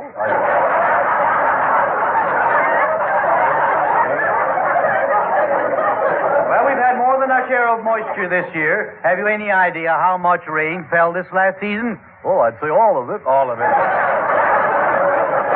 Rain is an interesting phenomenon. No, phenomenon. Do you know what makes rain? Well, I guess water makes the best kind. But let's start with evaporation. All right, you start it. Yeah, all right. Do you know what vapor is? Oh, vapor? Yeah, what do you think? Vapor. Is it the husband of the viper? No. When the sun shines on a lake, what happens? Freckles set in. No. I'll explain evaporation this way. All air contains some moisture. Have you noticed what happens to your breath when you blow it out on some cold morning? No, I ain't paid no attention. When I'm finished with it, it goes its way and I go mine.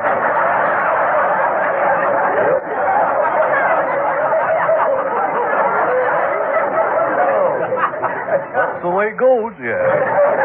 What am I supposed to do? Stand around and watch my breath? Well, now, when you breathe on a mirror, in a few seconds it's mist. Well, don't look at me. I didn't steal it. Now, wait, now. When I say your breath is mist, I don't mean that it's mist. Oh. I mean it's mist. Yeah. Yeah, that's the way it goes, yeah. I'd like to get out of this thing. You guys loony. You don't understand. Mist is sort of like dew. Yeah, like dew, yes. Honey or howdy? Well, I know. Dew is moisture. You know, it's constantly being evaporated from the earth. Moisture-laden air rises, it cools, and lo, a cloud is born. Would you give me that again? Moisture-laden air rises. No. It cools. No. And lo, a cloud is born. Is that right? Yes. A boy or a girl? What?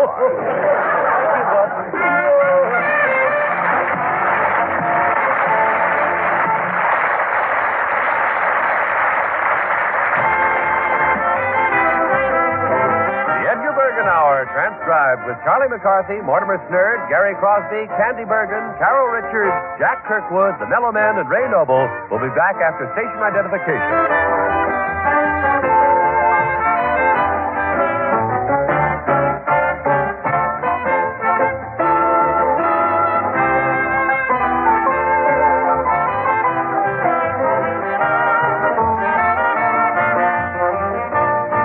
This is KERA FM, Dallas.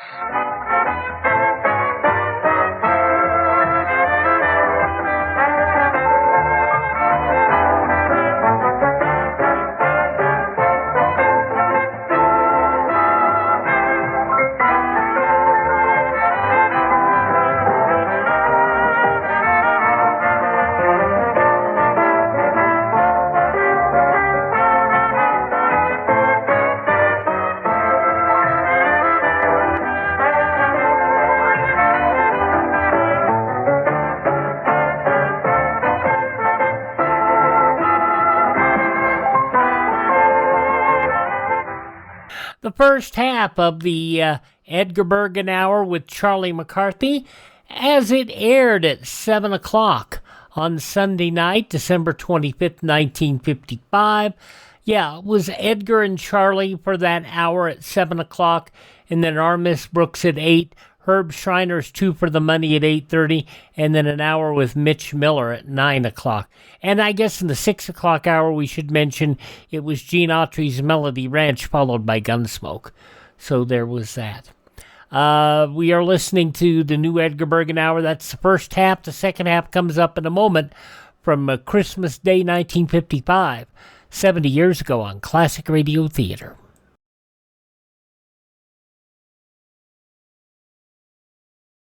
Remember how relieved you were when you heard there was at last a vaccine to stamp out polio? Remember the early doubts and fears that it hadn't really been perfected? Those days are behind us. Areas where the Salk vaccine has been taken by substantial numbers of children and adults under 40 have shown remarkable results. But studies made last year show that a most susceptible group have been neglecting themselves. Almost 41 million adults under 40 years of age have not taken as much as one polio shot. Do you doubt that this is important? If so, Please note carefully that after 2 years of rewarding statistics, in 1958, the incidence of polio started to climb again. The vaccine won't work on people who don't take it. At least 3 shots, spaced as your doctor or clinic recommends, are vital for maximum protection from polio.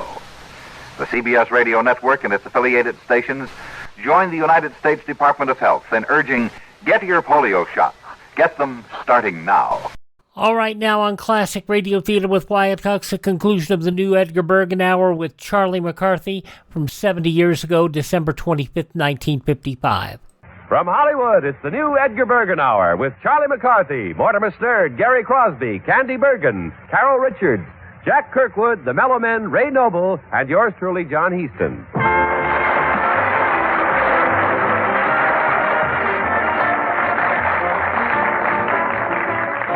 Ladies and gentlemen, today being Christmas, our purpose is to bring you exactly what we think you'd like to hear. And since one of the most popular shows on the air is the panel quiz show, we now bring you our own version of just such a program.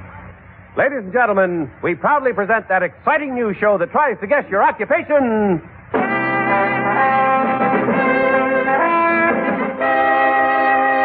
What the devil do you do? Good evening, friends. I am your moderator, John Weekly. Once again, it is time to play What the Devil Do You Do? And now, here is our first contestant. Sir, will you tell our panel of experts your name and hometown? Yeah, sure. My name is Axel Svensson, and I come from Puget Sound, English. Mr. McCarthy, I see you have your hand up. Yeah. Have you guessed this man's occupation? His occupation? Well, I know he's no actor. Yeah, that's correct. I wasn't one of them. Tell me, my good man, by any chance are you English? No, my goodness me, no. No, I'm not English, no. Well, then I don't think it's very important what you do, Frank. Well, I'll say he's half Swedish and half Hawaiian. Half Swedish and half Hawaiian? Yep. There's no such thing. Of course there is. Haven't you heard of Swede Leilani? Swede Leilani. There. I think I'll lose my throat. How are you fixed for blades? Crosby, I think I'll give you a good sock right in the nose. How do you like that? Them that has gets all. Now, panel, please. As usual, to start off our program, you will each get a free guess at what Mr. Swenson does for a living. Yeah, but let's see if you can guess just what exactly I do. Can you scrutinize what my occupation is? I think he looks like a loser from the medic. That ain't right. No, I think he works as a test pilot for garbage disposal. I think he manufactures hot milk tables. Hot milk tables? Yes, for people who can't sleep in the same room as coffee tables. Oh, I see. Oh, steady, stomach, steady. And that's a lot to steady, too. Get quiet, you, or I'll blister your varnish. You poor man's Dorothy Kilgallen. Remember, I'm on this panel. Let's face it, you are a panel. What?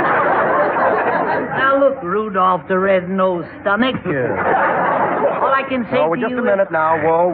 Hold everything now. Gentlemen, please, gentlemen. As for you, you Swede with the head that's coming through the weeds. Yeah, well, I've been insulted now. I better go back to Puget Sound. And my job there is in a pewter factory. I make pewter pots. Up to you. Good night, everyone.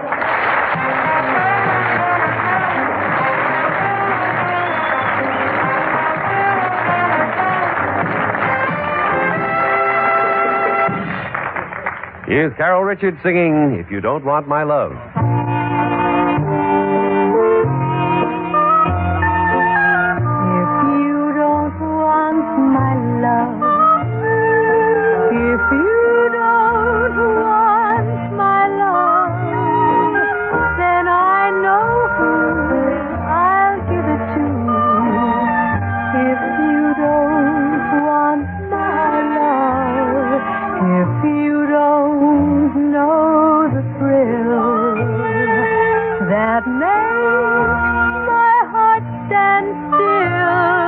If you don't feel the same appeal, then I know one who will.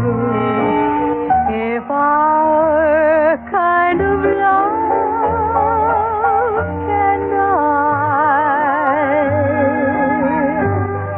then just say goodbye. I won't be crying.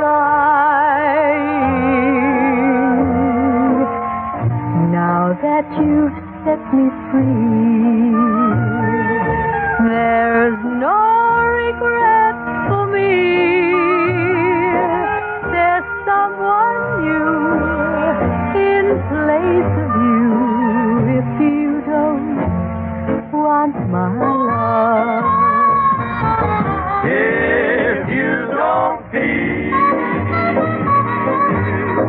just the same appeal, then I know of one who will.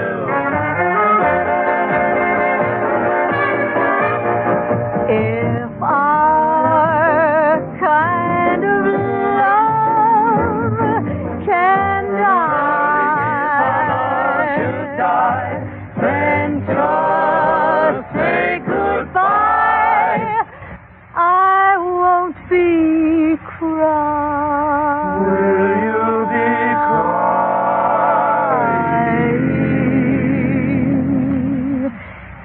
Now that you set me free, there's no regret for me. There's someone new in place of you. If you don't want my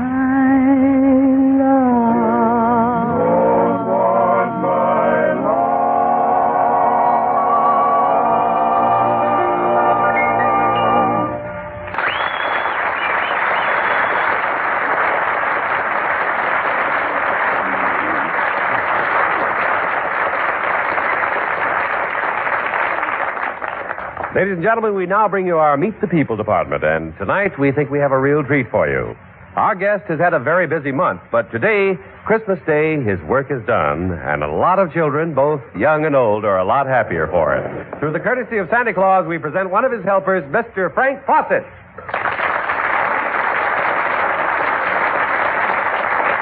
Thank you, and a Merry Christmas, everybody.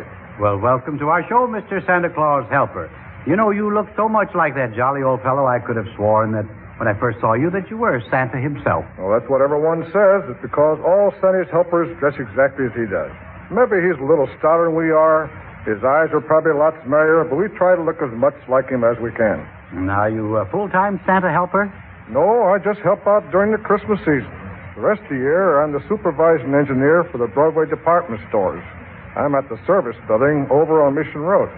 Oh, yes. Isn't that where the old Scenic Zoo used to be? And later it was the Louis B. Mayer studio. That's right, Edgar. I was an actor at that time, and my present office is on the exact spot where my old dressing room used to be. Well, now, that's an interesting story behind the Santa Claus helper. Well, that certainly is an unusual coincidence, too. What were some of the pictures that you made at that studio, then? Well, I worked in the Three Musketeers, Douglas Fairbanks Jr. Yes. There's a scene or two. He was the same thing, you know. Yeah. And Dorothy Byrne, the Haddon Hall. Test the Storm Country with Mary Pickford. And I worked in the Sound of the Chic with Rudolph Valentino. Anna Christie with Greta Garbo. And I made pictures with Gloria Swanson and Barbara Lamar. She was called the woman who was too beautiful. Mm-hmm. But those pictures are all old and forgotten now, Edgar. Oh, I don't know. They'll probably be popping up on TV any night now. I think it's wonderful that now you're making a career out of being Santa Claus's helper. What was the most number of children you've ever handled in one session? Well, I once had 500 children sit on my lap in 1 hour. That's almost 10 a minute going through. Yeah. Your lap must have looked like the Hollywood freeway. Well, I seldom finish the day with a dry lap. Yeah. Well, yes, I can see where that might happen. I guess that's one of your occupational hazards, I guess they would call that. And what do they want in these days? I imagine that tastes and toys have changed radically through the years. Not really. Little girls still ask for dolls and baby buggies, little toy kitchens, irons, nurses' outfits. And what do the boys ask for? Well, they want mechanical toys. As always, spaceships, scientific gadgets, more fantastic the better. I know what you mean. The boy across the street from us got quite a present. It's a home atom bomb kit. On the box it said, "Be the first on your block to rule the world." I hope the house is still there. What about the old-fashioned presents like model trains? I always liked them. Yes, that's for us older boys, Edgar. The children have to grow up to them. Yeah. I guess they have to be big enough and strong enough to get them away from their dads. Well, what about some of these boys and girls who don't believe in Santa Claus? You run into them, don't you? Yes, all the little tots believe in him, and that's only when they start to school they hear the other children doubt there's a Santa Claus. And though the teenagers are often cynical, well, then about 20 they begin to smile and wink at him again. Do you ever get requests from teenagers? Yes, the other day, a pretty little blonde about 14 sidled up to me, and she pointed to a boy about her age and says, "Sandy, I want him." And she probably didn't even care if he was gift wrapped. Well, would you have a word of advice for Charlie? Oh, sure, but I think Charlie pretends to be lots naughtier than he is, Edgar. Yeah, how do you mean that? Well, I'll let you in on a secret. He asked me for Marilyn Monroe in his stocking this year. But I think he's just as happy with her tricycle. That's a lot more fun.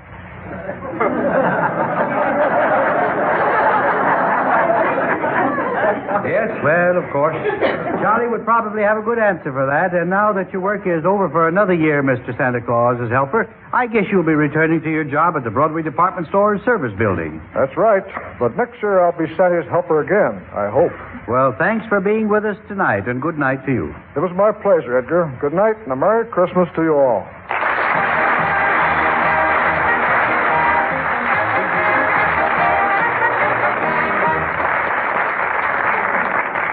And now it's time for our singing group, the Mellow Men. What are you going to sing tonight, fellows? Look out the window. Well, thank you, Hildegard Maestro.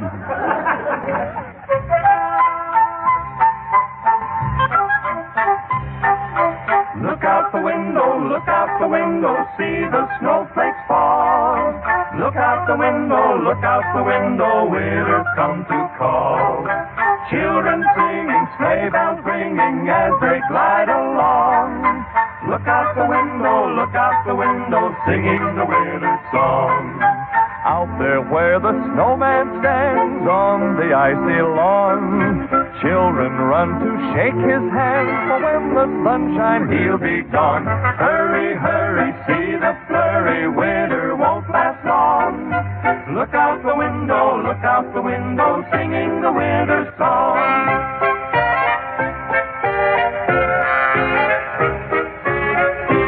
Hear the voices shouting, oh goodness, what an outing. It's winter again. See the snowflakes falling, winter sports are calling. It's winter time again. Look out the window, see the snowflakes fall. Look out the window, winter's come to call. Children singing, sleigh bells ringing as they glide along. Look out the window, singing the winter song. Out there where the snowman stands on the icy lawn, children run to shake his hands, for when the sun shines he'll be gone. Hurry, hurry, see the flurry, winter won't last long. Look out the window, singing the winter song. Singing the winter song. Singing the winter song.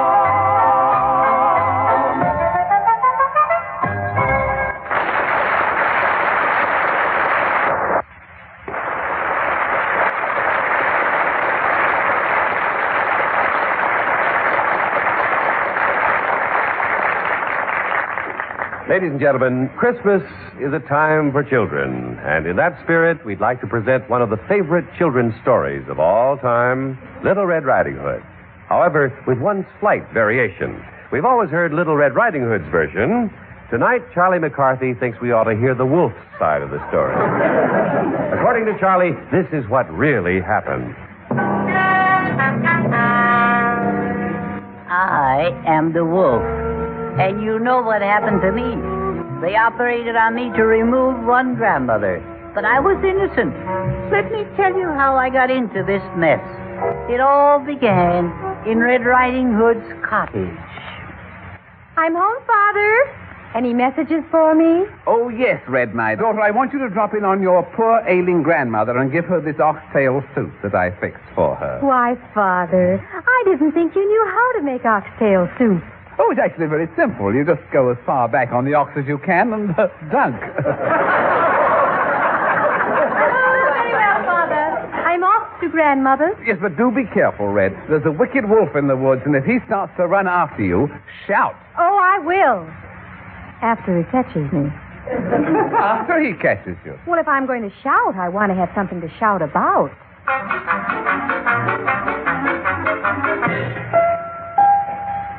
Well, there was Little Red Riding Hood on her way to her grandmother's house, unless something more interesting turned up. Little did I know I was her target for tonight. There I was, lying under a tree, looking for butterflies. I was too bashful to look at the birds and bees. When she sashays up to me in a strapless, backless riding hood. Hello, you great, big, gorgeous wolf. Now, you stand back, lady. You're singeing my fur. Do you mind if I sit down next to you on this log? Well, I suppose that'll be okay. You know, lady, you kind of smell kind of pretty. Oh, thank you. It's a perfume I'm wearing called Nuit d'Amour. Oh, as much as that, huh? Yes. What's that you're wearing? You noticed it, huh? Yes. That's gopher hole number 5. I was there. Oh, Wolfie. I'm sitting on one end of this log, and you're sitting on the other end. Yeah. That's right. Well, doesn't it give you any ideas? Well, I don't know. Oh, yeah. You want to play seesaw? Oh, they're not making wolves the way they used to. Look, I'll explain it to you. Yeah. I'll move a little closer if you'll move a little closer. Well, okay. Now a little closer. Okay. Oh, there. You passed me. Yeah. I've played this game before, girl. Oh, Wolfie. Why are you so afraid of girls? Well, now, you take my brother. He met a girl. He put his arms around her, and she screamed, and before he knew it... Yes? Skin dyed and passing for mink. Oh, I'm going to find myself a real date. Wolfie, honey, do me a favor and deliver this soup to my grandmother. Oh, no. Oh, please, Wolfie, pretty, please. So, Little Red turned on to tears, and me, I got soft-hearted, and besides, I figured I was helping a sweet little old lady. When I got to that gray-haired grandma, the first thing she said to me when she saw me was, oh, goody, man. But I'm a wolf. That's the best kind. Well, holy smokes, it runs in the family. Calm down, Grandma. Act your age, will you? Age? I may be a grandmother, but I'm still young. I'm just pushing 40. Yeah, well, you must be pretty strong. You pushed it right into 70. Oh, you're so cute. Yeah. Come on, lover boy. How about a game of spin the hot water bottle? No, Granny, no. I just came here because Red Riding Hood sent me, and I brought you some oxtail soup. Oxtail? Yeah. I'd rather have ox's foot. What's the idea there? Well, I want something with a kick in it. Nail down my wig, Sonny. I'm blowing my top tonight. Somebody must have spiked her bran flakes. You're right. I did. Oh. But it's so sweet of you to bring poor old Grandma that soup. Because I can't do any cooking. You see, I hurt my hands. Oh, what a pity, what a pity. What did you do to it? I scratched my knuckles trying to make 4 the hard way.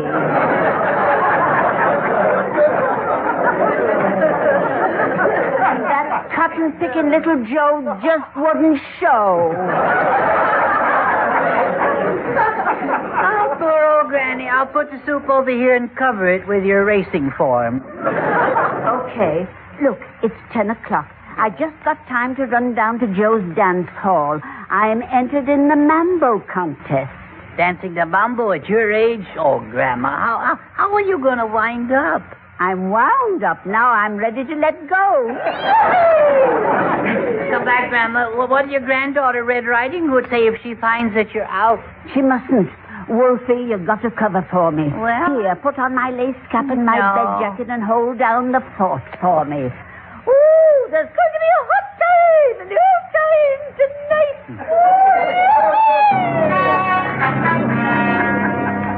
How I get in some of the darndest messes.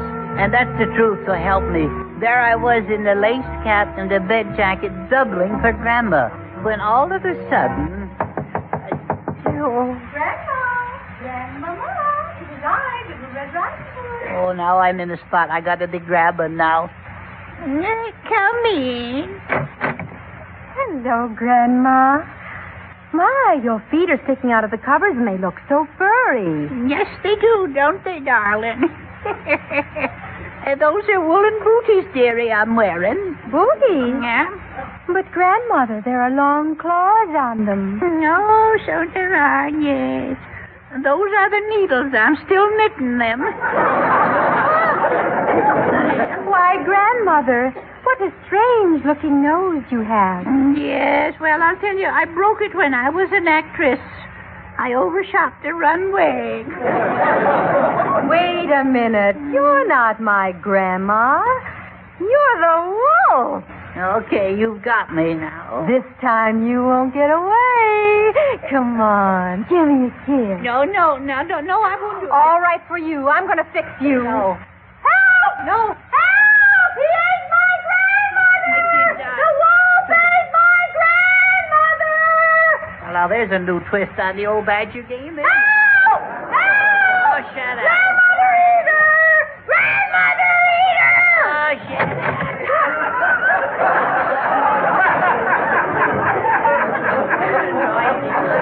Hello, gal. I'm Jack Kirkwood, your local grandmother protector.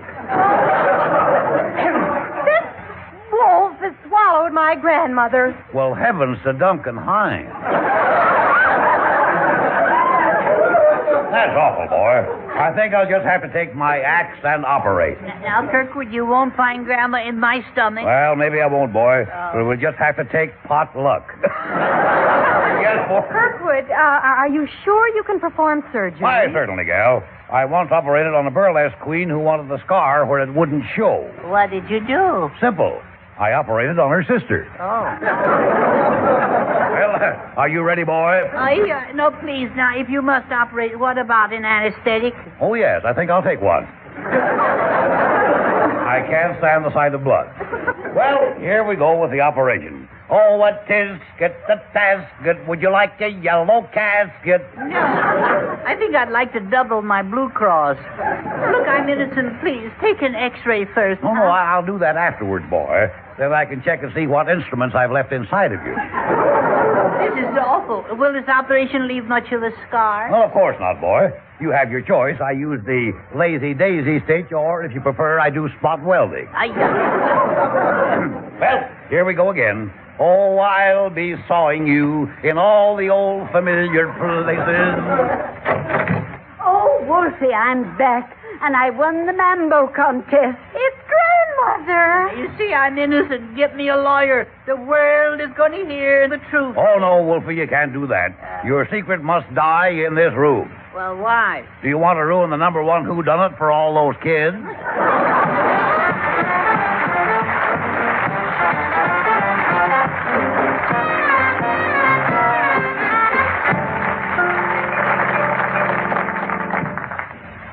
Bergen, isn't there something you're forgetting? Forgetting? Yeah, I'm trying to give you a gentle reminder, Bergen. Oh, of course you're right, Charlie. I'll do it now. Ladies and gentlemen, to you and yours from the makers of the new gentle Philip Morris, the best wishes for the merriest of Merry Christmases. And a gentle New Year. And now, ladies and gentlemen, in the spirit of Christmas, let us all join Carol Richards, Gary Crosby, and the Mellow Men in the ever-popular Christmas carol, Good King Wenceslas. Good King Wenceslas looked down on the feast of Stephen, when the snow lay round about, deep and crisp and even. Brightly shone the moon that night, though the frost was cruel, when a poor man came inside, gathering winter fuel.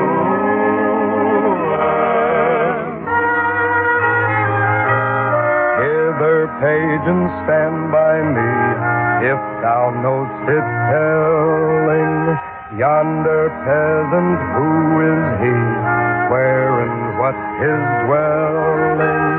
Sire, he lives a goodly ken underneath the mountain, right against the forest fence by St. Agnes fountain.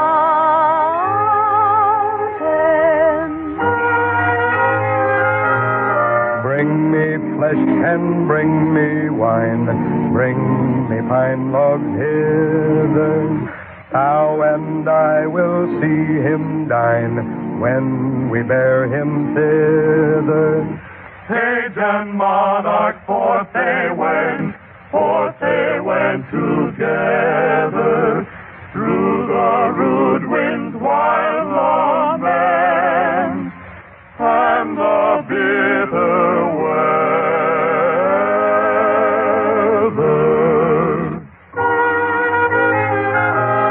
Sire, the night is darker now, and the wind blows stronger.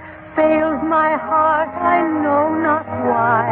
I can go no longer. Mark my footsteps, my good page, tread thou in them boldly. Thou shalt find the winter's rage, freeze thy blood less coldly.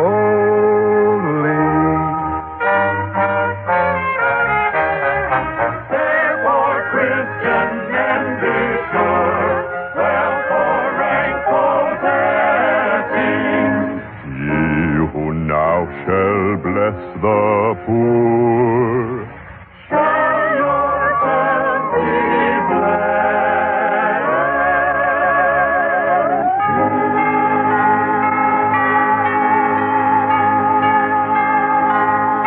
Merry Christmas, everybody! Merry Christmas, everybody! Happy New Year to you!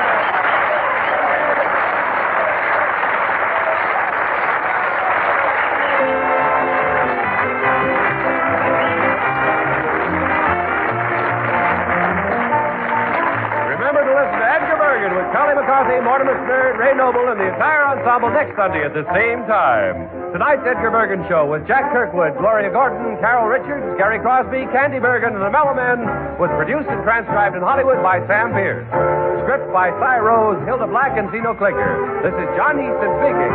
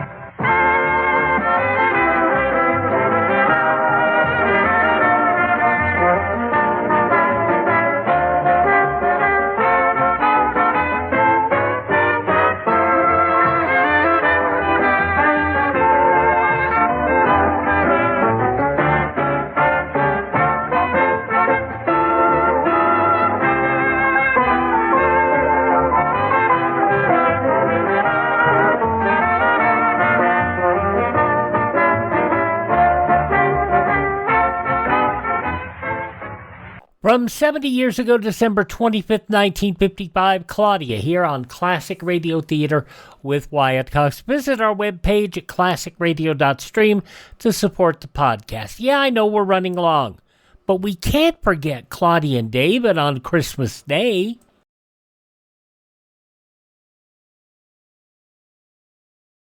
We are the vocal parents of the local PTA. We're gathered here because we fear that 10 years from today, the younger generation of a growing population who look to us for leadership will look at us and say, we have no alma maters, with or without swimming pools. We have no alma maters, because we have no schools. Our children are growing faster than our schools. And 10 years from today, conditions may become desperate unless we do something about it now. If you'd like to do something constructive about it now, write to Better Schools, 9 East 40th Street, New York 16, New York. We can have the schools we need 10 years from today. And now let's check in with Claudia. This episode from Christmas Day, 78 years ago, December 25th, 1947. Your Coca-Cola bottler presents Claudia.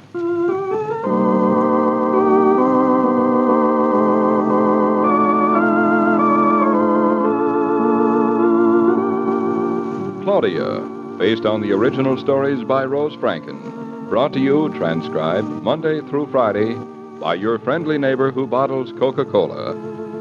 Relax, and while you're listening, refresh yourself. Have a Coke.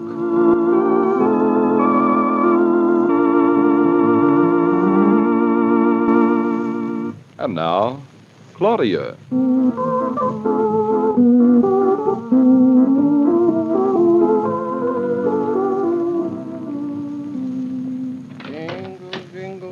Jingle bell, jingle bell. Claudia, there's Mama.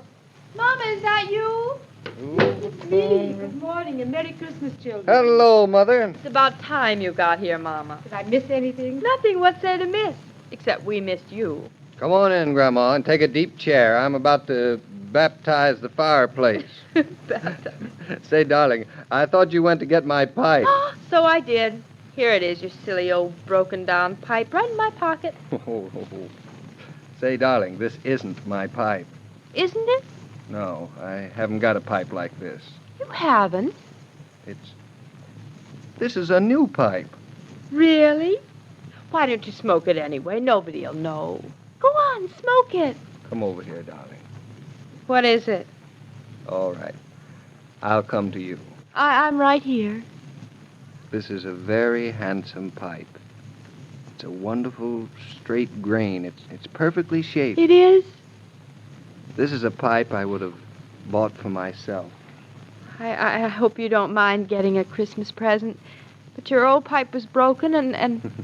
Mind getting a Christmas present of a pipe like this?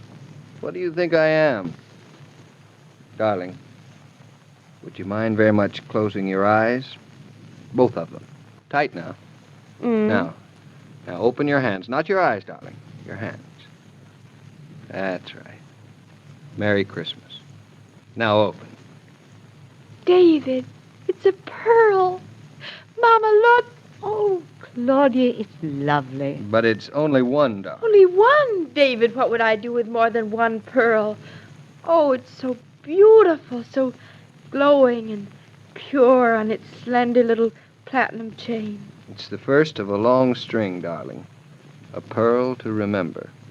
To remember very important moments with. I don't need anything to remember with, David. Oh, David. Darling, this is the most beautiful, the second most beautiful present I ever got. What's the first? You. David. What about Mama? What about me? Oh, Mama. Oh, of course, Mama. Now, if you two have gone out and done something silly, I don't want it in. I've told you that 100 times. She's not a very noticing person, David. You show him to her? Him? He's sitting right over there behind your left shoulder. Who is? Good heavens. Isn't he handsome, Mama?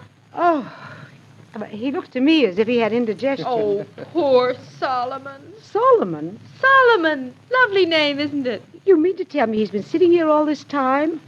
Isn't he very quiet? Very. But he'll talk soon. He's a very rare old duck. I mean, parrot. Years older than you are, Mother. Well, he must be ancient. He is. David and I thought he'd be nice company for you, now that I'm married and everything. And don't you like him, Mama, just a little bit? I love him. He looks so serious. Don't you wink at me, Solomon. Come on now, say something. Now for this fire I've been trying to light all morning. There. Ah. There, how's that? I make a good fire, one of my hidden talents. Here, darling. Put your head on my knees. Comfortable? It's a good heavy snow. The city will be all white tonight. Christmas night. David, what are you thinking about? I love you. I love you too, darling. That's good. I love you. I love you. Merry Christmas. Merry Christmas.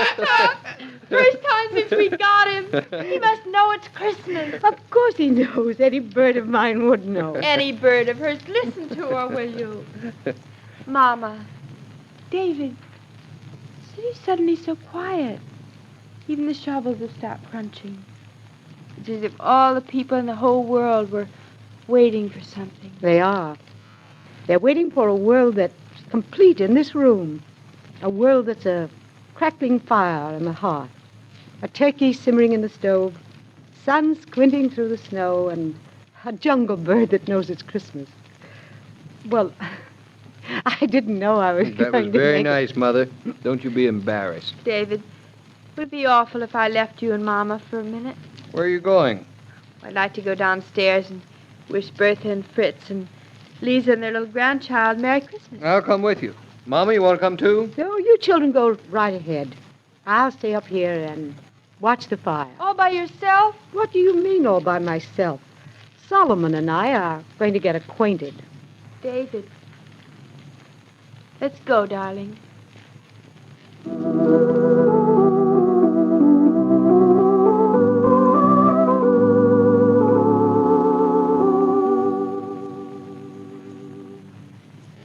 David, you don't think we'll be interrupting, do you? I I don't just think so. felt I had to wish them. I know. They're such wonderful people. It's just us. Ach, Mrs. Norton, I was just coming upstairs. Your present is so lovely. Not half of what we'd have liked to have given you, Bertha. We just came down to wish you Merry Christmas, Bertha. You too, Fritz. Merry Christmas to you both. My hands are wet with snow. But come in, please, come in. Thank you. We heard you from way upstairs shoveling away, Fritz. Yeah, snow is beautiful, but not where people can slip on it. How's the baby? Could I see him? He's no longer here. Lisa and the baby. Lisa's husband, he was supposed to come. Then he became sick, and Lisa had to go to him. Then they're in Maryland, and you're here alone. Yeah, yesterday afternoon. Oh, David, isn't that awful? Just think this was to be their first Christmas all together. Couldn't you have gone along, Fritz, you and Bertha? It wasn't possible. Fritz had to be here to take care of the house. Take care of the... Do I look strong enough? You are very strong. Claudia, tell the man what a responsible fellow I am. You mean you... Really, Fritz, he is very... I don't know. I do not understand. You think you could trust me, Fritz? What is that? Fritz, would you and Bertha do something for me? Anything, yes, that we can do. Then put on your best hats and your best coats and rush right over to the station and grab the next train for Maryland. Cannot. Fritz, now you leave everything to me. Tell the elevator boy if anything goes wrong, just call me, and I'll be home all day, and then I can... And when evening comes and the snow's heavy, Mr. Norton and I will shovel it away. You mean that... Oh, I cannot accept. No, I cannot... Yes, you can, Fritz. I wish you would. You'd be giving us a great gift. Don't even bother asking him, Claudia. It's all settled, isn't it, Bertha? What do you think, Bertha? I think such a wonderful Christmas I never had. But since Mr. and Mrs. Norton came to live here, the year, it has many Christmases.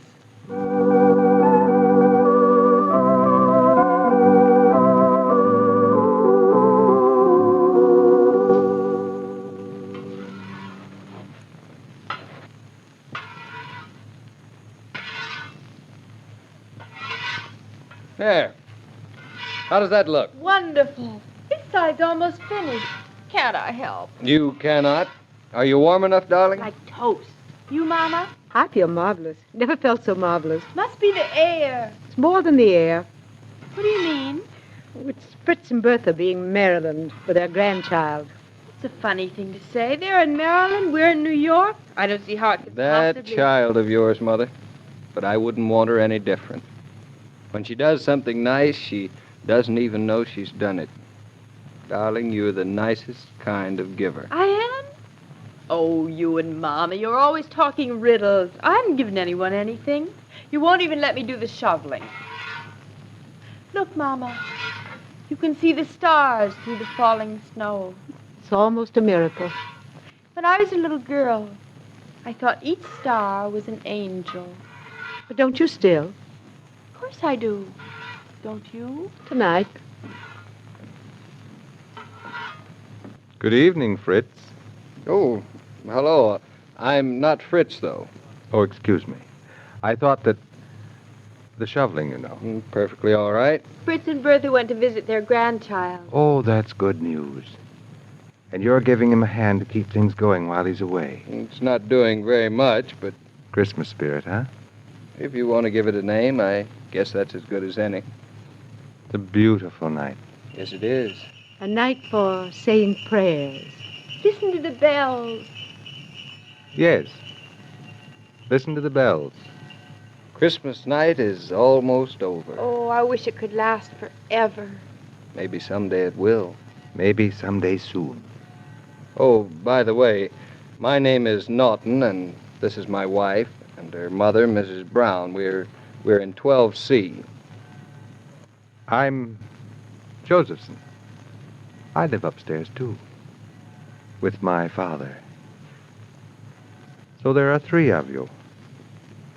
On another night, there were 3. They searched for the way of peace in a troubled world, and they found that in giving is the true happiness and the true brotherhood of man. I'd be happy if you'd let me help. For Fritz. Well, thank you. I'd be glad to have your help. Thank you. For to those who help, there is the richest reward. David, you ever seen him before? No, as a matter of fact, I could hardly see his face in the dark. But his voice, do you feel as if you've heard it someplace? It's a good voice. I'm sure his face must be, too. Well, I'll be done in a minute. I just want to get the other side of the entry shoveled, and then we'll go upstairs. And dream by the fire. David, you're done now. Sidewalk is all cleaned of snow as far as I can see. And the man is gone. What did he say his name was? Josephson. Joseph's son. It's funny, isn't it? It's almost as if... Yes, darling. It's almost as if.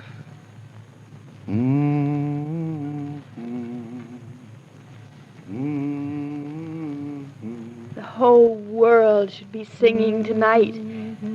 Let's sing, darling. Maybe it'll join in. Round yon virgin mother and child, holy infant, so tender and mild, sleep in heavenly peace, sleep in heavenly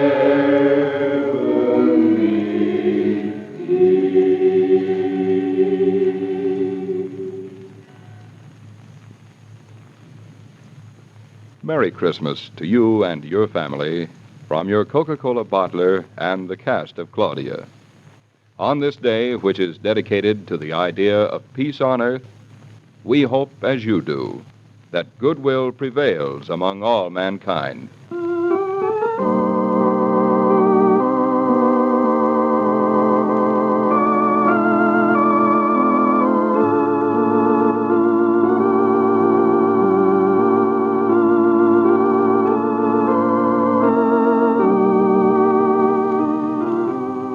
Every day, Monday through Friday, Claudia comes to you transcribed with the best wishes of your friendly neighbor who bottles Coca-Cola.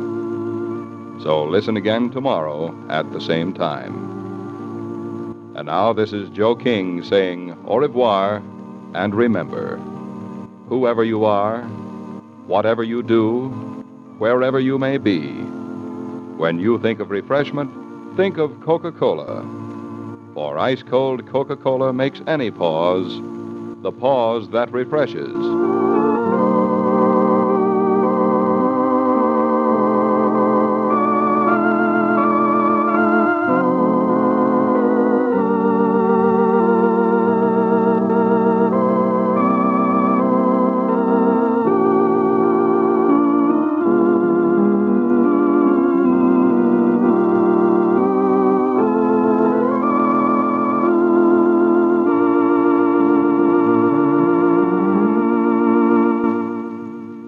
Oh, that's really sweet. 78 years ago, December 25th, 1947, Claudia here on Classic Radio Theater with Wyatt Cox. Thanks for joining us for this super-sized Christmas Day edition of the podcast. We hope that you and yours have had a very Merry Christmas, happy holiday season, and most importantly, a wonderful 2026 straight ahead as we enter another year of Classic Radio Theater. Tomorrow we will have the Lux Radio Theater, Snow White and the Seven Dwarfs, The Whistler, the Lucky Strike program, the day after Christmas for Jack, and a very special Christmas gift gets dispensed, and an episode of Claudia. We'll see you tomorrow for more Classic Radio Theater on the day after Christmas. I'm Wyatt.